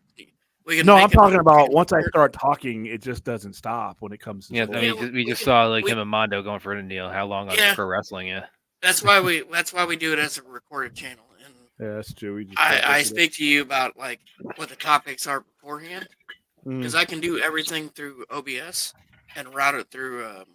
Let's get together. I'm off. Like I said, once I get done with tomorrow, I'm free for most of the day tomorrow. We'll connect. We'll connect. I'll be at my dad's, but I'll have my phone, so we can like. Except when the Dodgers, when the Dodgers and the Mets start playing, then I'll be incognito. So yeah, and that's what 5 p.m. your time. Yeah, 5:08. But what I was gonna say real quick, OBS, I can set up a whole bunch of shit on there, and actually go through. They have this thing called a virtual cam, and it'll actually show up through my camera on StreamYard. StreamYard allows you to do that, which is and it works through Streamlabs too. You know, the one that you have, William. Yeah. You can set up a whole bunch of shit on there, and then route it through StreamYard, which I think is pretty cool. Yeah, because them bastards want $88. Favorite sports movie though. Number says Space Jam. I might be inclined to agree. I don't know if that counts. I don't know if that counts, Vince. This is Rocky 3. Any Given Sunday is a really good one, I guess, right? I don't know if it's a sports movie or sports business movie, but you know. I asked that question and I didn't give my answers. I have a lot. I actually have a video on my channel of my top 50 sports movies because that's how there's 15 of them. Basketball. Baseball's hilarious, but no. Yeah, we're going serious route. It's 42. Okay. Yeah, okay, 42 is that's really rough. good. That's Even though Yeah, I I can't stand the Dodgers, no offense. My grandma couldn't either, but we live in Cardinals country out here. And hell, I'm not even a Cardinals fan. But yes, As Major Tekka League. brought up Major League Warrior. Yeah, Warrior is really, really, really good. That's the MMA movie that Tom Hardy and Joel Edgerton are, where they're these two estranged brothers, and they both go into the same tournament. So they're these guys have this bitter history, but they're brothers, and it's really the way it portrays it. They also have a bad history with their father, and it doesn't have a villain. That's the thing about Warrior. It doesn't have a villain, but so you're kind of rooting for both of them at the same time. And they also did a remake in India called Brothers that I also really like. I think I like it just about as much as a Warrior. So yeah, Warrior and Brothers I would definitely put up there. Also, I will include Best of the Best. I was Best of the Best with Philip Okay. Ree. Because I mean, Bradley's in for challengers. Anybody like Southpaw? I have not seen Southpaw. No. Oh, League of Their Own. Yeah, Southpaw. League of Their Own. A League of Their Own is Mhm. hilarious. Tom Hanks is League of Their Own. It's like there's no crying in baseball. Ain't gonna tell you to look a penis little hat on. Yeah, he was great in Warrior. Trying as far as like baseball, basketball, football. I mean, obviously, yeah, like it's Vince said, 42 is really awesome. It's gonna annoy William, but I do always love the Water Boy. I mean, Matt Sandler. I saw that silly foosball. I saw that movie 3 times in theater because I was 13, and it's because my dad always sent me up to the. He owned a bar that was close to a theater, and he didn't really want me hanging around the bar, so he would send me up to this movie theater. And I was 13, and they wouldn't let me watch. Con Air was, in at the time, and they wouldn't let me in there. So I just kept seeing the Water Boy over and over. Of course, I saw Con Air later, and I love that movie. Yeah, but Water I'll Boy. go with the next movie, Rad. What? What? The robot. I'll go with the BMX movie, the bike. Oh, okay. Love that one. For some reason, fourth, I thought you were going to say Accepted, or what was that other movie? Grind. One of them had Dustin Long in it. Oh yeah, Happy Gilmore. I love Happy Gilmore.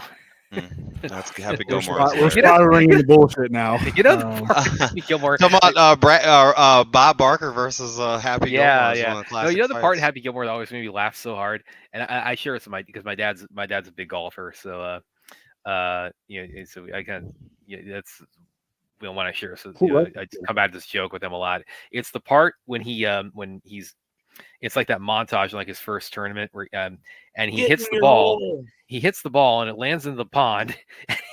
He dives into the pond after, and Carl Weathers, he's over there like, because they see him do it, and then he gets down to the bottom, and he feels this whole pile of golf balls. He's like, they all look exactly the same. It's like, no, not that one, not that one. And he pops up like, hey, I got it. So. We got Cool Runnings. We got Slap Shot. Remember the Titans. Cool Runnings is a good one. Yeah, Cool Runnings is good. Remember the Titans is good, but it's like if you look up like that team and the coach, it's like it's got nothing to do with what it really. Yeah, I was actually gonna add that. I know a lot of people hate me for saying it, but if you look up the true story of that. I hate you for this question because what? No, I'm just kidding. Because science fiction, horror, fantasy. What the hell is happening to you people Coach tonight? Coach Boone was an asshole to his players. Yeah, and they also won. They also won that champion. They also won that championship game by like 20-something points. I think that's a good place to end it for tonight, since you guys want to. I was about to ask you about Absolute Batman, dude. We started. I opened up as much as I like Saw. What? As much as I like Saw, I'm a hostile through and through. No more sports movies. Yeah, we talked. Absolutely, we opened up the show with that. But so that's what I'm saying. Who won the book? Oh shit, I forgot about that. Come on, man. Oh, I blame Mom. Man, I was kissing on. Just blame Brad. That's the hashtag. There you go. Hashtag blame Brad. Mondo's not even I here have to do anymore. it tomorrow. I'll have to do it during tomorrow's stream. I forgot all about that. What is your process? I'm probably, as you're watching this show, I'm gonna have you say something in the chat, and then I'll figure out, because I don't just want anybody. I want you to actually be watching at the time we do it. The other person won with via raffle, but I'll figure it out tomorrow. But yeah, I forgot.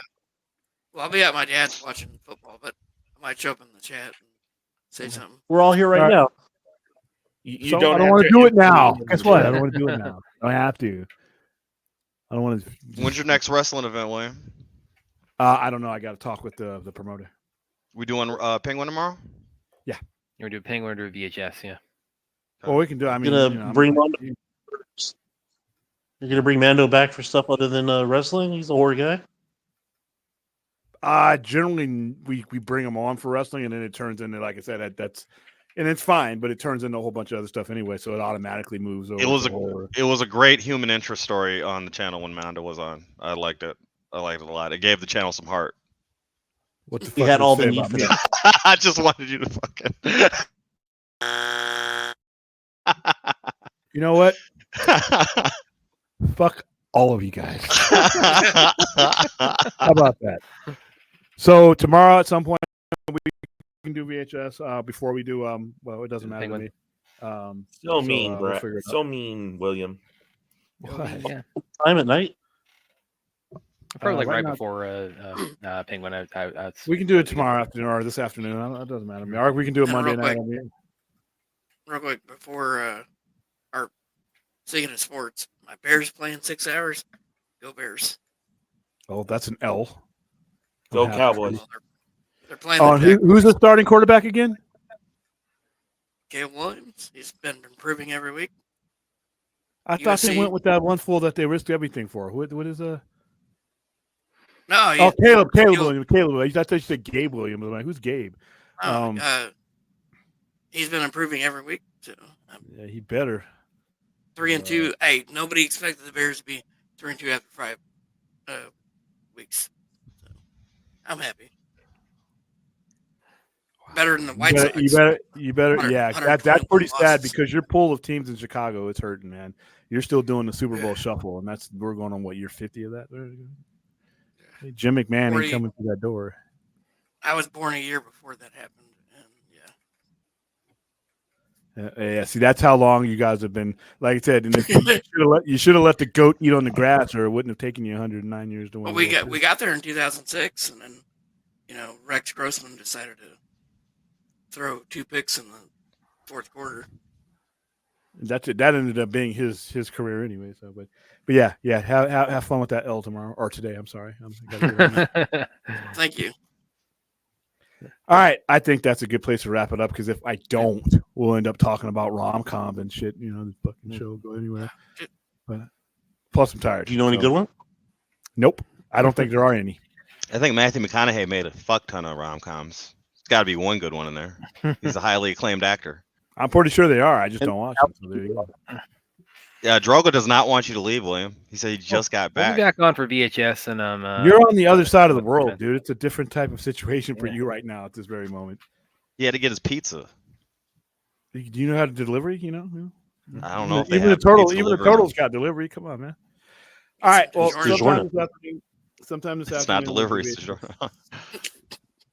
And so I'm thinking around 2-ish, 3-ish maybe for VHS. Alrighty. All right, don't throw up during this, William. Don't throw up what? Said don't throw up during this horror movie. I don't think I've ever thrown up. If you during can make a it through movie at all. Terrifier 3, you can Yeah. handle VHS. I don't think I've thrown up. I mean, I'm just not. I grew up on this shit. It's just not. Not granted, it's different levels of gore, but by the time you reach this, you're like, nobody in that theater was fazed by any of that. Mondo told me there were people who walked out of his, but I haven't heard of anybody. And there's a lot of people who saw it that know me before that, and a lot of they didn't throw up, and nobody. We had a packed house last night. I was gonna say you have an extra barf bag if you are gonna throw up because you didn't throw up in the last one. Drogo's in the backstage though, by the way. I don't care. I've never seen William more happy Yo, than Drogo. when he saw the turkey girl from Oh, yeah. Thanksgiving. Yeah, We need to Jordan, watch you're gonna be that. on for about 5 seconds here before we sign off. Actually, we just need to watch that scene. We just need to watch the turkey in the oven scene. Well, we're doing that for Thanksgiving, so Yeah, just watch it like 2 hours of just Wasn't him there a preparing movie her. called Thanksgiving last year? Yeah, that's what we're talking about. yeah, it's the one we're talking about. Oh, okay. That Is that is John the Wick? art of the kill. Run? That is the art of a kill. That's how you kill people in a movie. Is how they did it in Thanksgiving. There's a point to her being prepared, greased up like a butterball, stuffed in the oven, and then the way he puts her on the dude. It wasn't just the fact that he cooks her like a turkey.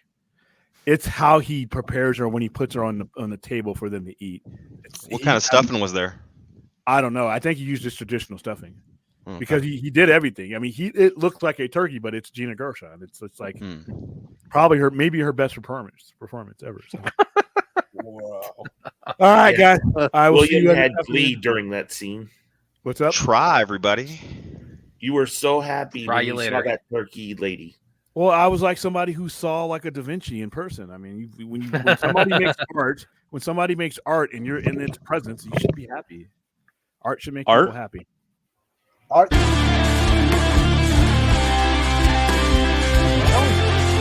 Adam,